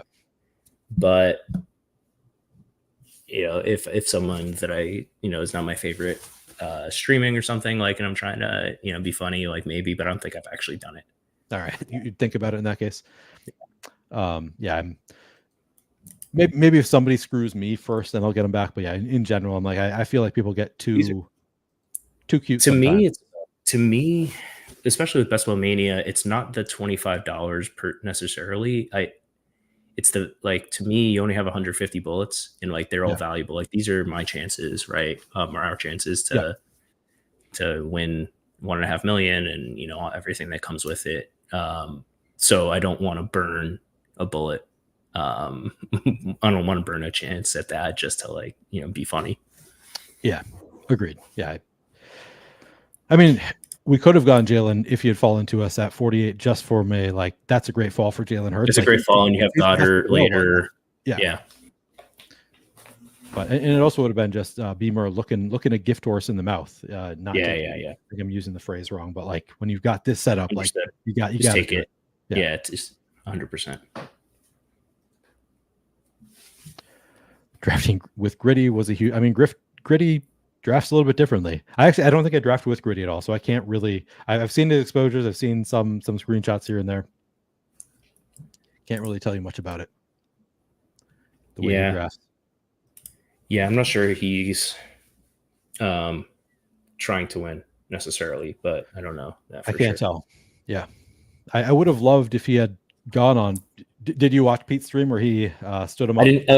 I didn't watch it once I had heard that Gritty was not joining, so I don't know if he speculated onto like what was going on there, but he apparently came back later and said he had a family emergency or something and just never told people. I saw that. That was actually like literally the first time I've ever been on the verge of subjecting my wife to listening to a stream. Like we were coming back from dinner right when it was coming out. I was like, oh my God, Gritty's coming on. I'm sorry, we have to listen to this. So like we're driving home from dinner. I turn it on and it's just Pete going, well, guys, I'm so sorry to tell you the bad news. So it was pretty disappointing. It was I was gonna make my wife listen to it. Yeah. It's probably for the best, honestly, that it didn't happen then. It is probably for the best. All right, what do we need to do here? We're at 1 running back, 1 tight end, and 3 receivers through 5 rounds.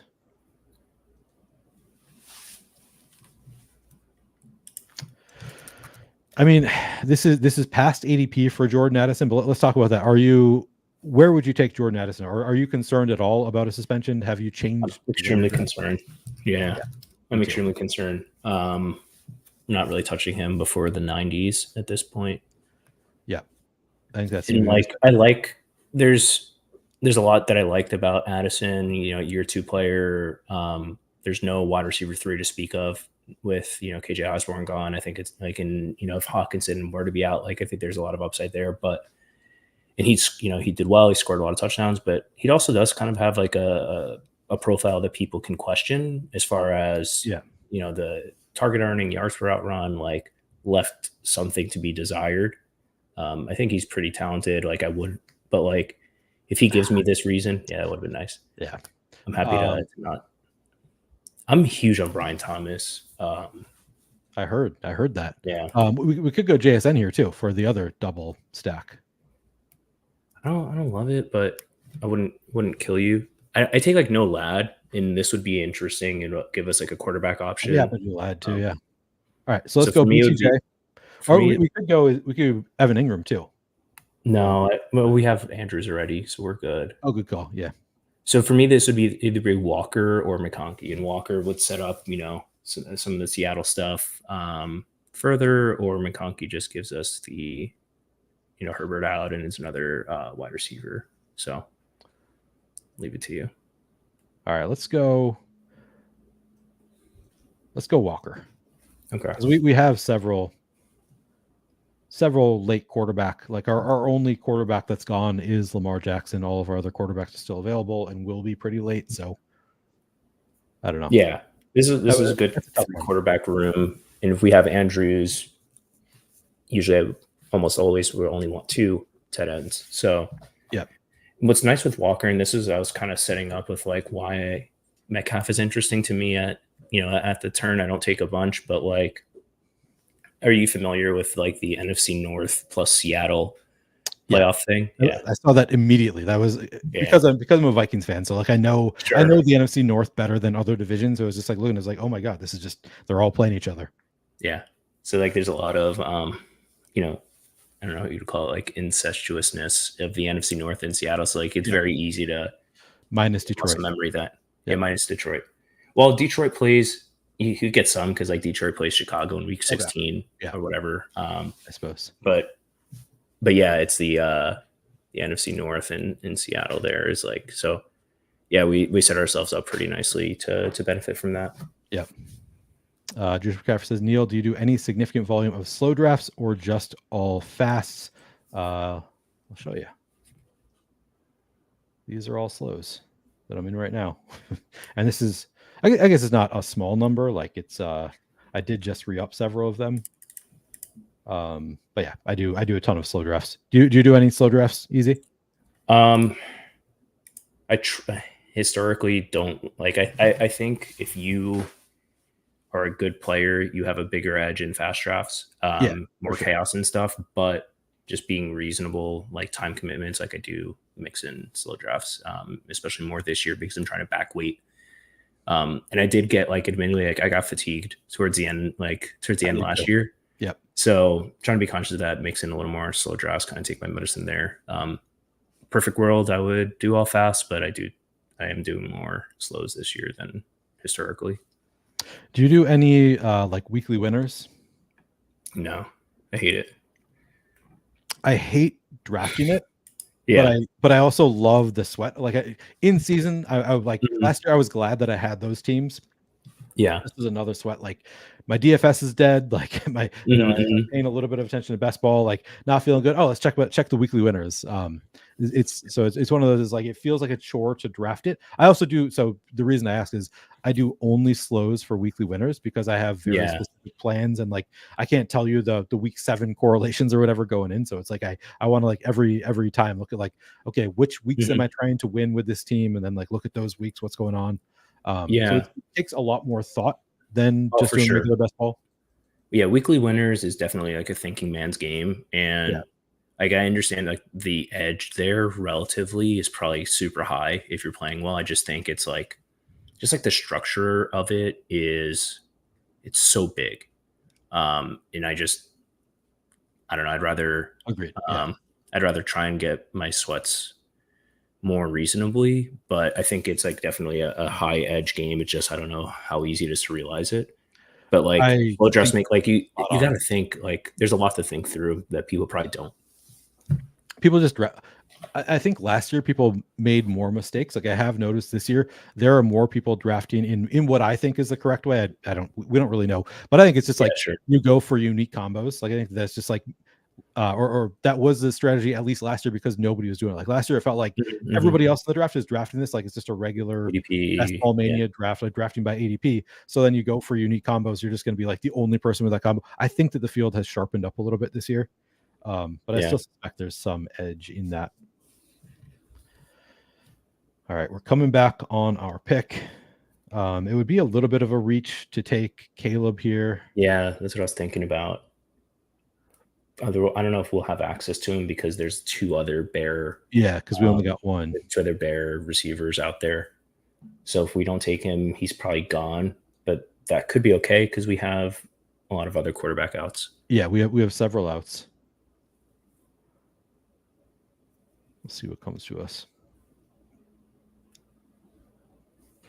But I agree. I was talking about that with Sacrilegious, who also Mhm. really enjoyed weekly winners, but he was like, "I'm really bummed that they made the buy-in smaller rather than I larger," know. which I 100% agree with. Like, just like It would it be was cool if they $50 made a buy-in, higher smaller buy-in. field. All right, Zach Moss is here again. Tony Pollard's here again. Tyler Lockett is here. If we want to go the Seattle route, Yeah, I don't hate Lockett here. makes sense for this team. And then I don't know. Uh, what are your thoughts on Jaden Daniels naked and some of his stack partners Yeah, later? we can get his stack partners later. Yeah, I've been pretty out on Jahan Dotson. Um, Mhm. I have listened recently to some people, suggesting that maybe it's all just a scheme thing. Like last year, the offense was just so horrible he couldn't succeed in it. Miserable. So I think that's a reasonable point of like maybe like he was good as a rookie. Like toward the end of his rookie year, started to Yeah, break out. We all thought he was going to be better than he was. So I don't know. I think he's there's a there's definitely some reasonable. signal there that Dotson was not super great as a rookie, like yards per route Yeah, run and yeah, stuff. But like I've recently been on this kind of train of yards per route run. It's a great stat, but it's also kind of a quarterback stat. yeah, In many ways, like the Packers guys are like a prime example of that. And like I yeah. understand we can get into the Dontavian Wicks discourse if you'd like, but like Oh yeah, he oh can yeah, be good, but everyone on like he had a 2 yards per route run, but like so did Romeo Dobbs or Jaden Reed. Like, is that because like they're all amazing? Like, no, it's probably because like LaFleur schemed up a really good offense and Jordan Love was able to execute it, etc. So conversely, like if you look at what I try to do is look at Terry McLaurin, who obviously he's been on Washington for a while, number of different coaches and coordinators and quarterbacks. In his yards per route run, the last 2 years since Dotson has been there is like 33% roughly worse than it was prior. So that's at least giving me some kind of signal that in this, Eric Bieniemy, Ron Rivera, Washington, Sam Howell offense. Yeah, Dotson probably is not a world beater, but I think the the stats are perhaps describing like how inefficient that offense was as a yeah. whole. And he at least showed like spike week potential as a rookie. Huge. Like I mean, he's not big, but like he's always scored touchdowns. Dating back to Penn State, like he always played big. So I think there's something yeah, there. But I also like Luke McCaffrey, just like really. I do too. Luke McCaffrey definitely one of my guys late. But yeah, and we've got Ben Sinnott, my friend Debro Derek Brown would tell you that Ben Sinnott is going way later than he should. At least has like omega potential. Yeah. So like several outs there for the potential Jaden Mhm. Reed or Jaden Daniels stack. Yeah. And Um, like he's one like I for sure primarily would not want it to be naked, but like if for some reason we get boxed out, which I don't think we will, like you can always if you have to reach for someone. But yeah, he probably fits the build more than most, but like a skinny stack with Jaden Daniels is totally yeah, fine. absolutely. What's up, Tony? Good to see you. Let's get into the Dontavian Wicks. So I will start by Mhm. telling you. So I'll tell you a little anecdote. So I early or late spring, like before he got super buzzed up, Player Profiler, a guy from Player Profiler, reached out and asked me, Mhm. would you want to be part of our draft? I forget what it's called, like our draft entry thing. Do a video on one of your favorite players, one of your favorite players to draft. And I told him two of my favorite players were Dontavian Wicks and Jaleel McLaughlin. He came back and said, "All right, yeah, you can do it up on Jaleel McLaughlin." But that was like in the spring, and it it hasn't come out yet. Their draft kit has not come out yet. So recently he asked me again. I was like, hey, do you still want to do this video?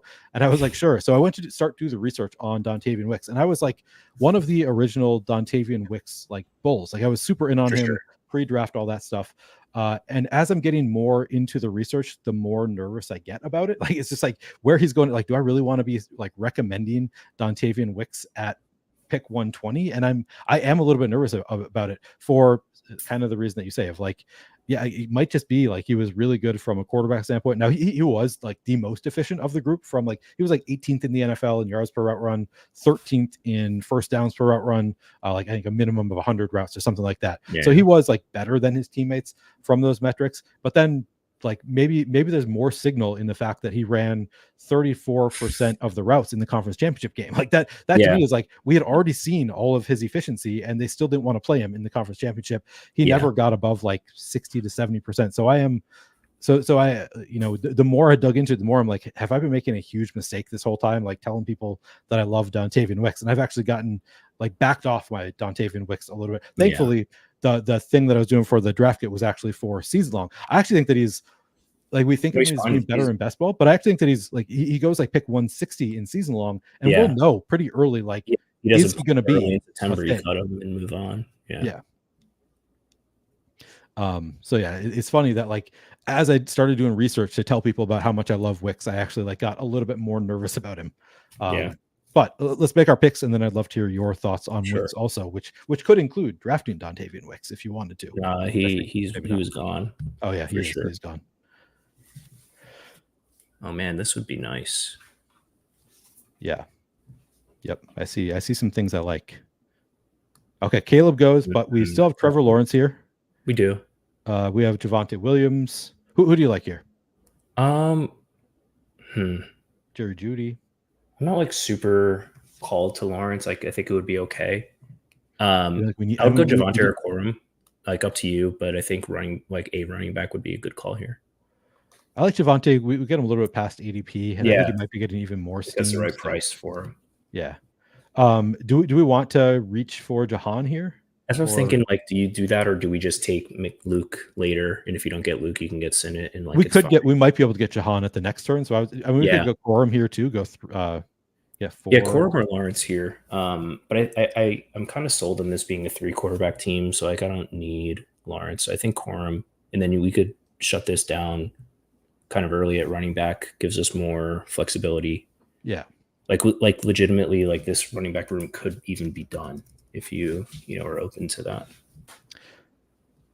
Yeah, we could do that. I mean, we got McCaffrey at the 101. Unless there's someone that like makes a lot of sense. It could be fine. I haven't been doing a ton of 4 running back builds this year, but I'm still definitely open to the idea. I'm not open to the idea of doing like the 3 running back thing that I see some people doing online. I'm like, I just don't see you don't need it to do that. I just think you're getting too cute for no particular reason. There's no real benefit, I think. But let's see.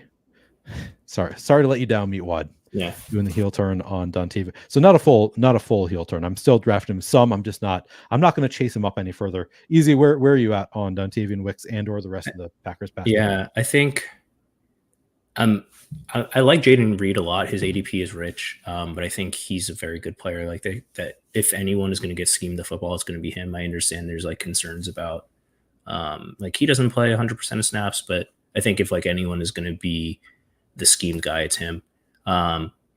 If you like, I think Wicks only really makes sense as a bet against Christian Watson's health, which I think is totally fair.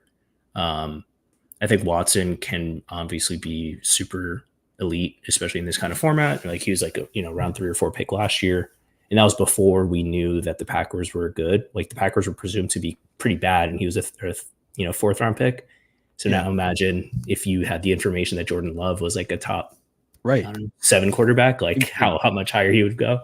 Yeah. But I think it's hard to support all of those guys. And Romeo Doubs, I don't think is going anywhere. Romeo Doubs, for some reason in our circles, has this stigma of like old and unexciting, but he's in his third year. He's entering his third year. Yeah. It's just like he may not be fast, and he's kind of like a bigger, bulkier kind of red zone sort of guy. Yeah. But the this regime, it's the same regime that drafted him and has used him for 2 years in a pretty decent role, and he showed out in the playoffs Yeah. when they needed him. So I'm very much guilty of I this, think by it the way, going anywhere. the fading Romeo Dobbs thing. But I agree with you. Like that's the other thing that as I look into it more, I'm like, I might be making a mistake with the Romeo Dobbs fade for the reason you say. I'm Me like too. Me they too. seem to like him. Like He and Jacoby Myers in a way, like that whole range. It's like I'm not really taking the receivers here because I yeah, already have a bunch, but it's like, ooh, what if these guys are like, wide receiver twos Nico that Collins from last year. Like Nico Collins for is in sure, this range. Yeah, for sure. I also think so. Yeah, like I think it can both be true that Dontavian Wicks is like pretty decent to good, but also a little rich for like I think the likeliest outcome is he's the receiver 4. You could tell me he has a path to a receiver 1, yeah, but he also has a path like Bo Melton, also like per route. Like that true. might be a stretch, but it's like that's why I think it's kind of a quarterback stat. Like you look at Bo Melton, if memory serves, like his yards per route run was even higher. Granted, he like didn't play hardly any routes. Yeah, I think you might be right about that. Yeah, I wouldn't have seen him because I cut off the routes, but Yeah, I mean, probably only ran. even Dontavian Wicks was like relatively small sample. Like, he barely Yeah. he ran more routes than Christian Watson, but by like only like Mhm. 12. And Christian Watson missed half the year, so it Yeah. is a little bit skewed by a small sample size.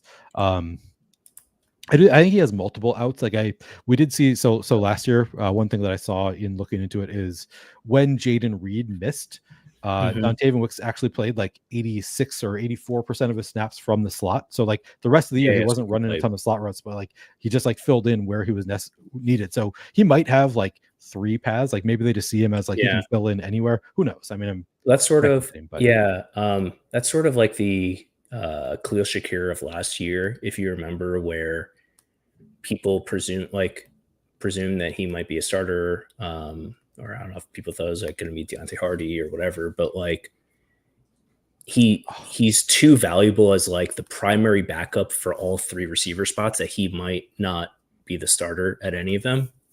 yeah, I mean, unless he's like super good and he fights his way into the field, which is for sure possible. But yeah, wouldn't surprise me if he's just like he's the first man up for any of the 3 to go when they go down, yeah, which is fine. It's just rich at a 110 pick for me.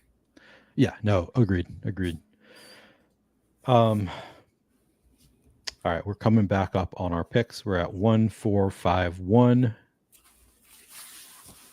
We have Jaden Daniels. Did he? Oh, Jahan Dotson, Dotson came back. Hell yeah. nice. So made the right choice there. We'll go Jahan Dotson and then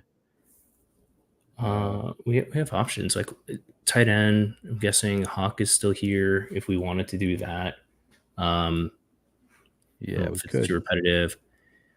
There's a running back like Ty Chandler, fits nicely correlation wise, and then we'd for sure be done at 5. True. Yeah, we could go Ty Chandler. Tua Fallen. We don't have any Miami pieces though. Yeah,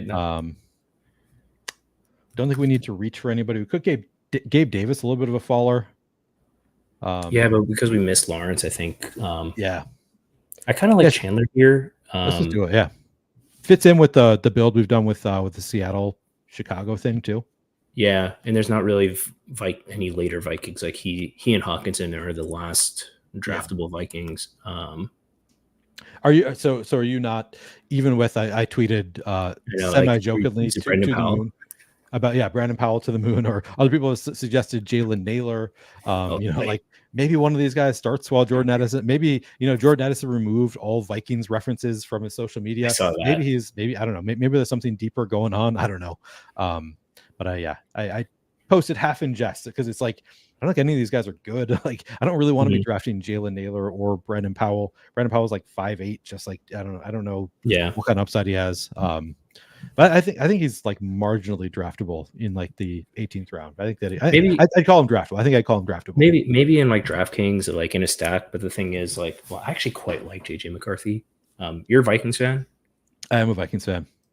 I'm like I hated JJ McCarthy in college because of Penn State fan and Michigan. Oh yeah, But like I think that what we saw Nick Mullins do in December of last year, it's promising. and Vikings play And Josh Dobbs and and Josh Dobbs Dobbs for a little while. and like I don't know. I think people are super excited about Kirk Cousins going to Atlanta, but I think it's just like that scheme is gold. Yeah. And like throwing Justin Jefferson, I, I don't know. I'm super in on McCarthy, so that makes me like I have a whole bunch of Vikings. So I think I would be super in on McCarthy, but I think Sam Darnold starts the year, and I'm not totally convinced that they. Although JJ Zachariason was saying on Pete's pod today, and sort of convinced me. He was saying that we always think like that the starter is just going to keep the job, that the rookie quarterback is not. We worry about the rookie quarterback taking over, and then they almost always do. So maybe it's They'll, not warranted for me especially to these worry days. so much. But it feels like Darnold is going to at least start the year as a starter. Yeah, They paid I him think 10 he is million. favored. I think he is favored too, but with like all due respect for the Vikings, which like probably is not that much respect due. Um, That's fair. They like haven't the won any Vikings are Super Bowls. like the Vikings are going to have a hard time in that division, like being super competitive. Um, granted, like I'm not a big believer in like, oh, this team is going to be out of contention by like week 10. It's No, no.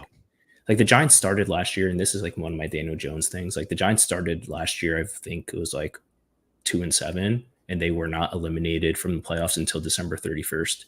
So the NFL, like 7 teams make the playoffs, and it's just like teams aren't out of it until the end. Having said that, I think the Vikings, because of how much they invested in JJ McCarthy, I think they're going to want to see what they have in him, unless they are like in first.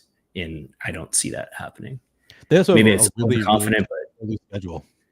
Like they're yeah, like first like 6 weeks are really tough also. So that sets up. Yeah.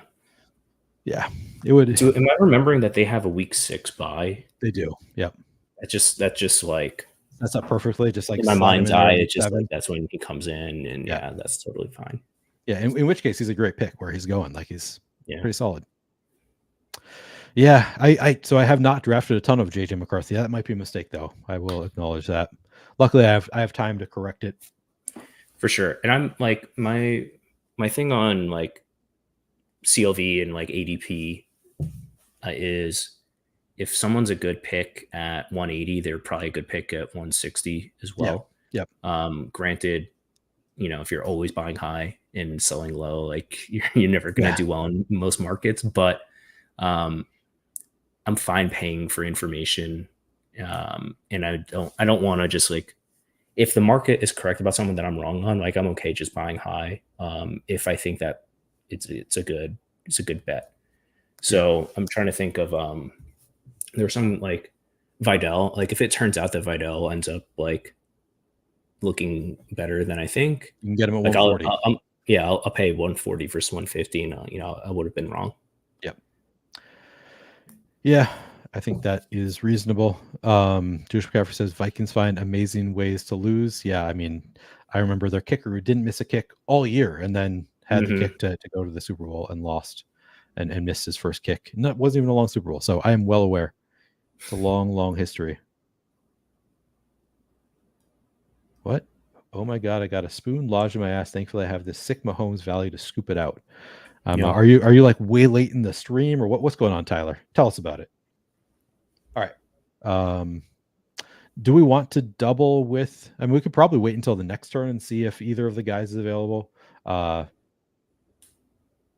We probably need a I would quarterback here, I would right? take Or one, yeah, and there's a quarterback that would make a lot of sense for us. I would take one of the Washington guys and a quarterback here. okay, So I think we're done at running back. I don't think there's any real reason to take more running backs. yep, agreed. We're in a nice spot, at the having Mark Andrews already. Like we don't need to take a tight end here if we don't want to. Yeah, I think we've got some optionality here.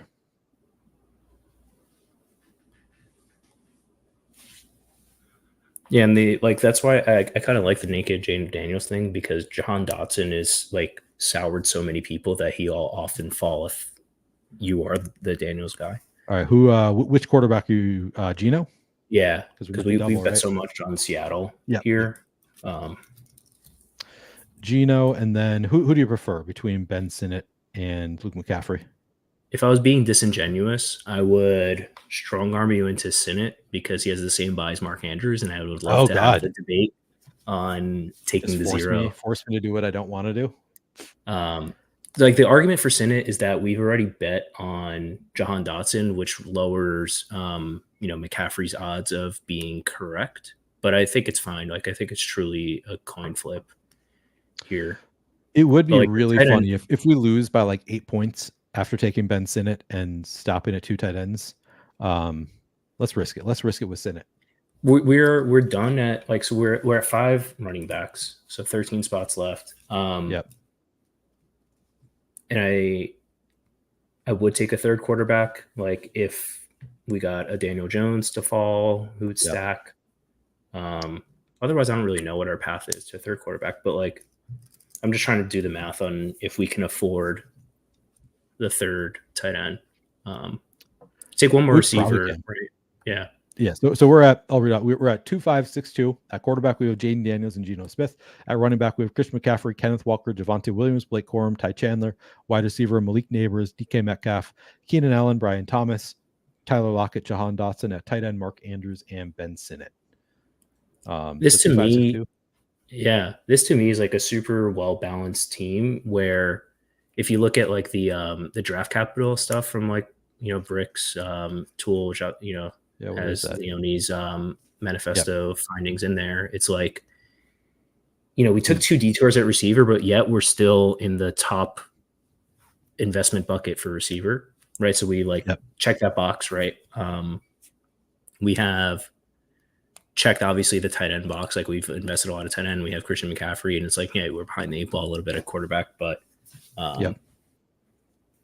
like this and our team is next well pick is only worth 1. So even with our next pick, Yeah. so we've spent you're not going to save. You're not going to save anything. Yeah. Right, from a draft capital. Yeah, I agree. I think we're in a good spot. We have in every other bucket. I guess wide receiver. Wait, we're in bucket 2. Okay, Oh, so we're in we bucket are 2, target 1. Yeah, we're just Okay. so sorry. We're so close to the bar of bucket 1. Yeah, sorry, I misread that, but I did too. I was right when you with you. take, when you I just take realized McCaffrey, right now. when you take McCaffrey first, it's hard to be in bucket 1 at receiver, right? Yeah, exactly. Just like waiting. Yeah. And then we took another detour at the 4-5 turn. Yeah. So we took a couple detours, but I still I feel like there's upside in this wide receiver room. We probably want one more receiver At least. But But then again, like, we both discussed it's not like these receivers remaining are not our favorite. I do like, some like a Javon Baker. Like, do you spend a lot of thought on like age profiles and archetypes on your teams?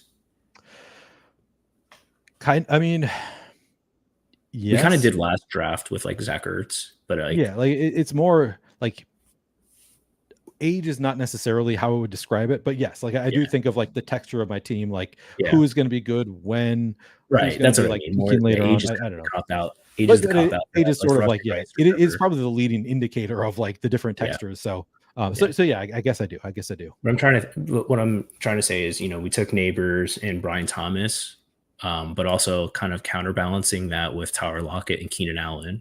Yeah.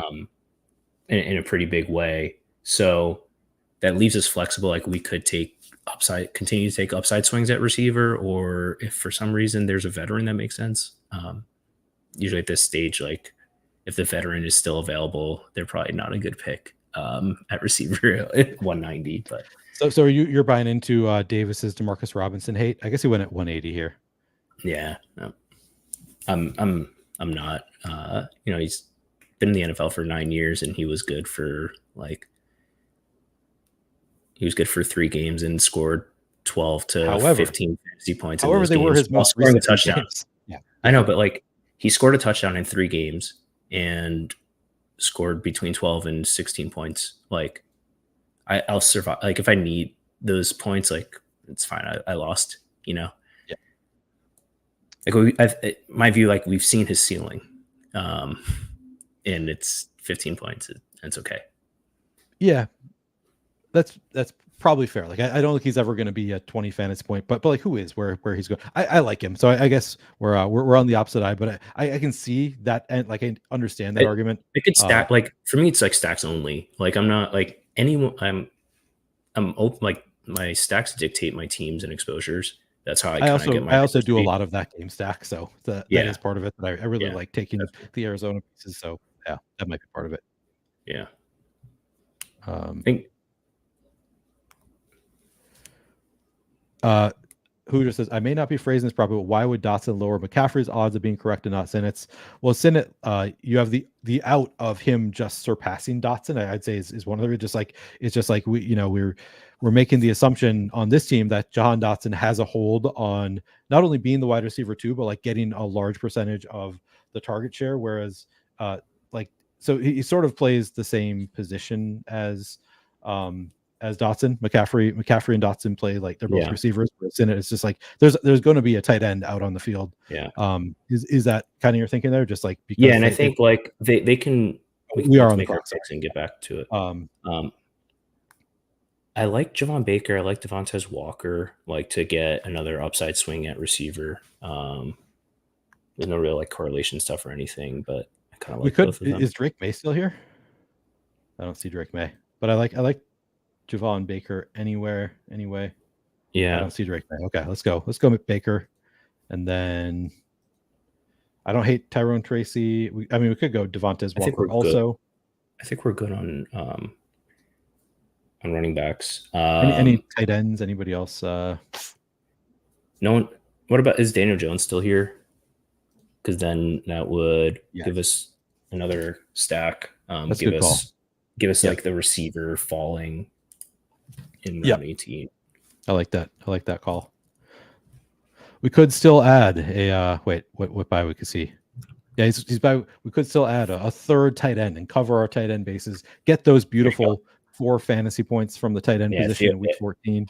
I might put like a notes reminder, like how many fantasy points does Theo Johnson score in week 14? And it's like idea. I'm not trying to be a hater, and I like Theo Johnson. He went to Penn State. I think if I had to on July 15th bet on what's the most likely point score Theo Johnson week 14, it's 0. Like of any outcome. That is absolutely the most likely outcome. Yeah. But it's possible that it's more, and he has a profile that maybe. Well, would you agree with me in this case? Just because this might be a timely question. Like naked Mahomes, I would do Kadarius Toney in the 18th round. Do you disagree with that? Like I'm not playing naked Mahomes, I don't think. Yeah, I would never let it get there. But if he did, I suppose, that makes sense. Yeah, McMillan, that's good. I like McMillan quite a bit. Yeah, McMillan I like a lot.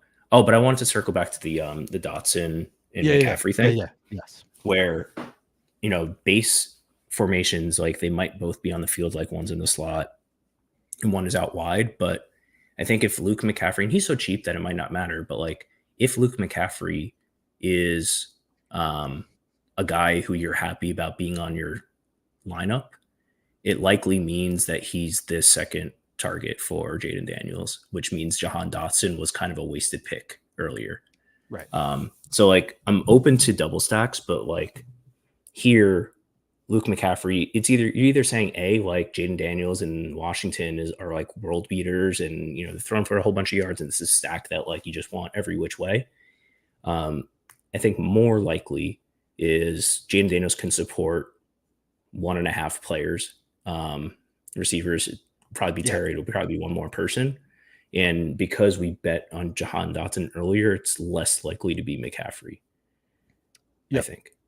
I see it the same way. It at least feels that way. It feels that way to me. I wouldn't even say like it's not snap count. I think that they would both play. It's just in the worlds where Luke McCaffrey was a good pick, I think Jahan Dotson is less likely to have been good earlier.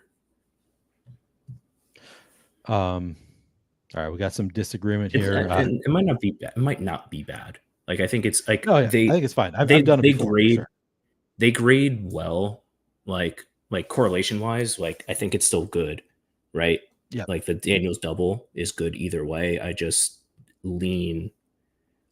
Sinnett has more odds of like breaking things than McCaffrey if Dotson was a good pick. Yeah, I think that feels correct to me, at least. Nez thinks that you just take the L and assume that Mahomes runs. Better chance of that than Tony Mattering. That might be true. That might be Like true. The CEH. Pound thinks Tony's going to be off the team. I So like CEH more than Tony there if he was still there. that's a good call. James. CEH might be the pick. Good question from Andrew. Do you have a favorite off the beaten path Week 17 game stack? I hate to not answer the question, but I just don't think of like I just let in each draft is kind of its own reality. And I don't want to like I'm open to any Week 17 game being, Jets Browns, which ended up being really good. Right. And so that like, was one that I was like, I'm not gonna make the bet on fucking Jets Browns last year. And of course then it was the game. I was like, how the hell but like was that on the teams where you had, on the teams where I had Brees Hall, like I would have loved to have Jerome Ford. Amari Cooper happened to be hurt, but like and David Njoku or whoever it was. So like I'm open to it being anyone. So it's kind of a cop-out answer. I think it's the correct answer though. I also don't know what is. I don't know what's off the beaten path. If I'm being honest, like I can't think of like, I really like the Seattle Chicago. Is that off the beaten path? That's one I seem to do quite a bit. I think Colts Giants might be a little bit off the beaten path, and that's something that Billy Jones suggested to me when he was on, and I was like, that's really interesting because the Colts might have just an atrocious secondary. Both be bad. Yeah, and Anthony Richardson might just be Omega. Just that one feels kind of fun. Yeah. So this is going to be this is a big pick. This is a big pick where I think we can either go receiver or fill in the tight end. All right, I'm going to star up Jalen Hyatt just for now. I agree because he is. I would for sure be open to Theo Johnson here as well because I don't think it's zero avoidance, which I think is the bad way to think about it. But I think it's another stack potential out option. So I don't think it's bad. Flip a coin. What do you think? I'm going to try and flip a coin via the coin flip said Theo. We got Theo. I think we got Theo. Right. I actually don't know. I tried to do it because that obviously I don't want to take a zero. Yeah. Let's see what we did. We did not get. Wait, what did we get? We didn't get anything. Oh, Pete shit. Mitchell. Oh no, that's on me. That's my settings. God damn. That's my limit settings that I always forget about once a year on the stream. Happened once last year. It was when I was trying to take Puka Nacua in the 18th round last year. Oh no, I think is when it happened. So does that mean I have to start drafting Theo Johnson everywhere? You got to start drafting Theo Johnson because that was a huge blunder on my part. I can't believe that. That's I can't possibly have it set. I must have not gotten Theo there 3 tight ends. Because I don't think I wouldn't have set it at less than 3 tight ends. Yeah. I also wouldn't have set it at less than 8 wide receivers. So maybe no, I did. So this is what happened. I was falling asleep one night, and I changed my settings because I was like, okay, for this draft, this is what I want exactly the structure to be, like for the final 6 picks or whatever.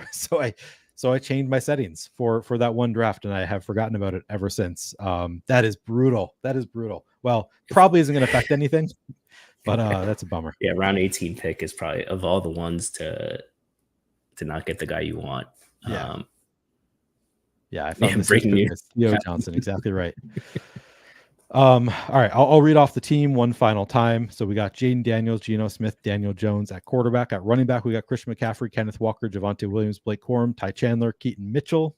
Big mistake there. Wide receiver, Malik Neighbors, DK Metcalf, Keenan Allen, Brian Thomas, Tyler Lockett, Jahan Dotson, Javon Baker. At tight end, Mark Andrews and Ben Sinnott. I guess the other good news is the fact that we were not sold on one of those guys is because we're pretty good at all those positions. So at both wide receiver and tight end, we're pretty fine. So not the end of the world. What do you think of the team? I think it was like a 9 or 10 out of 10 until I ruined it. Yeah. No. Which draft you like better?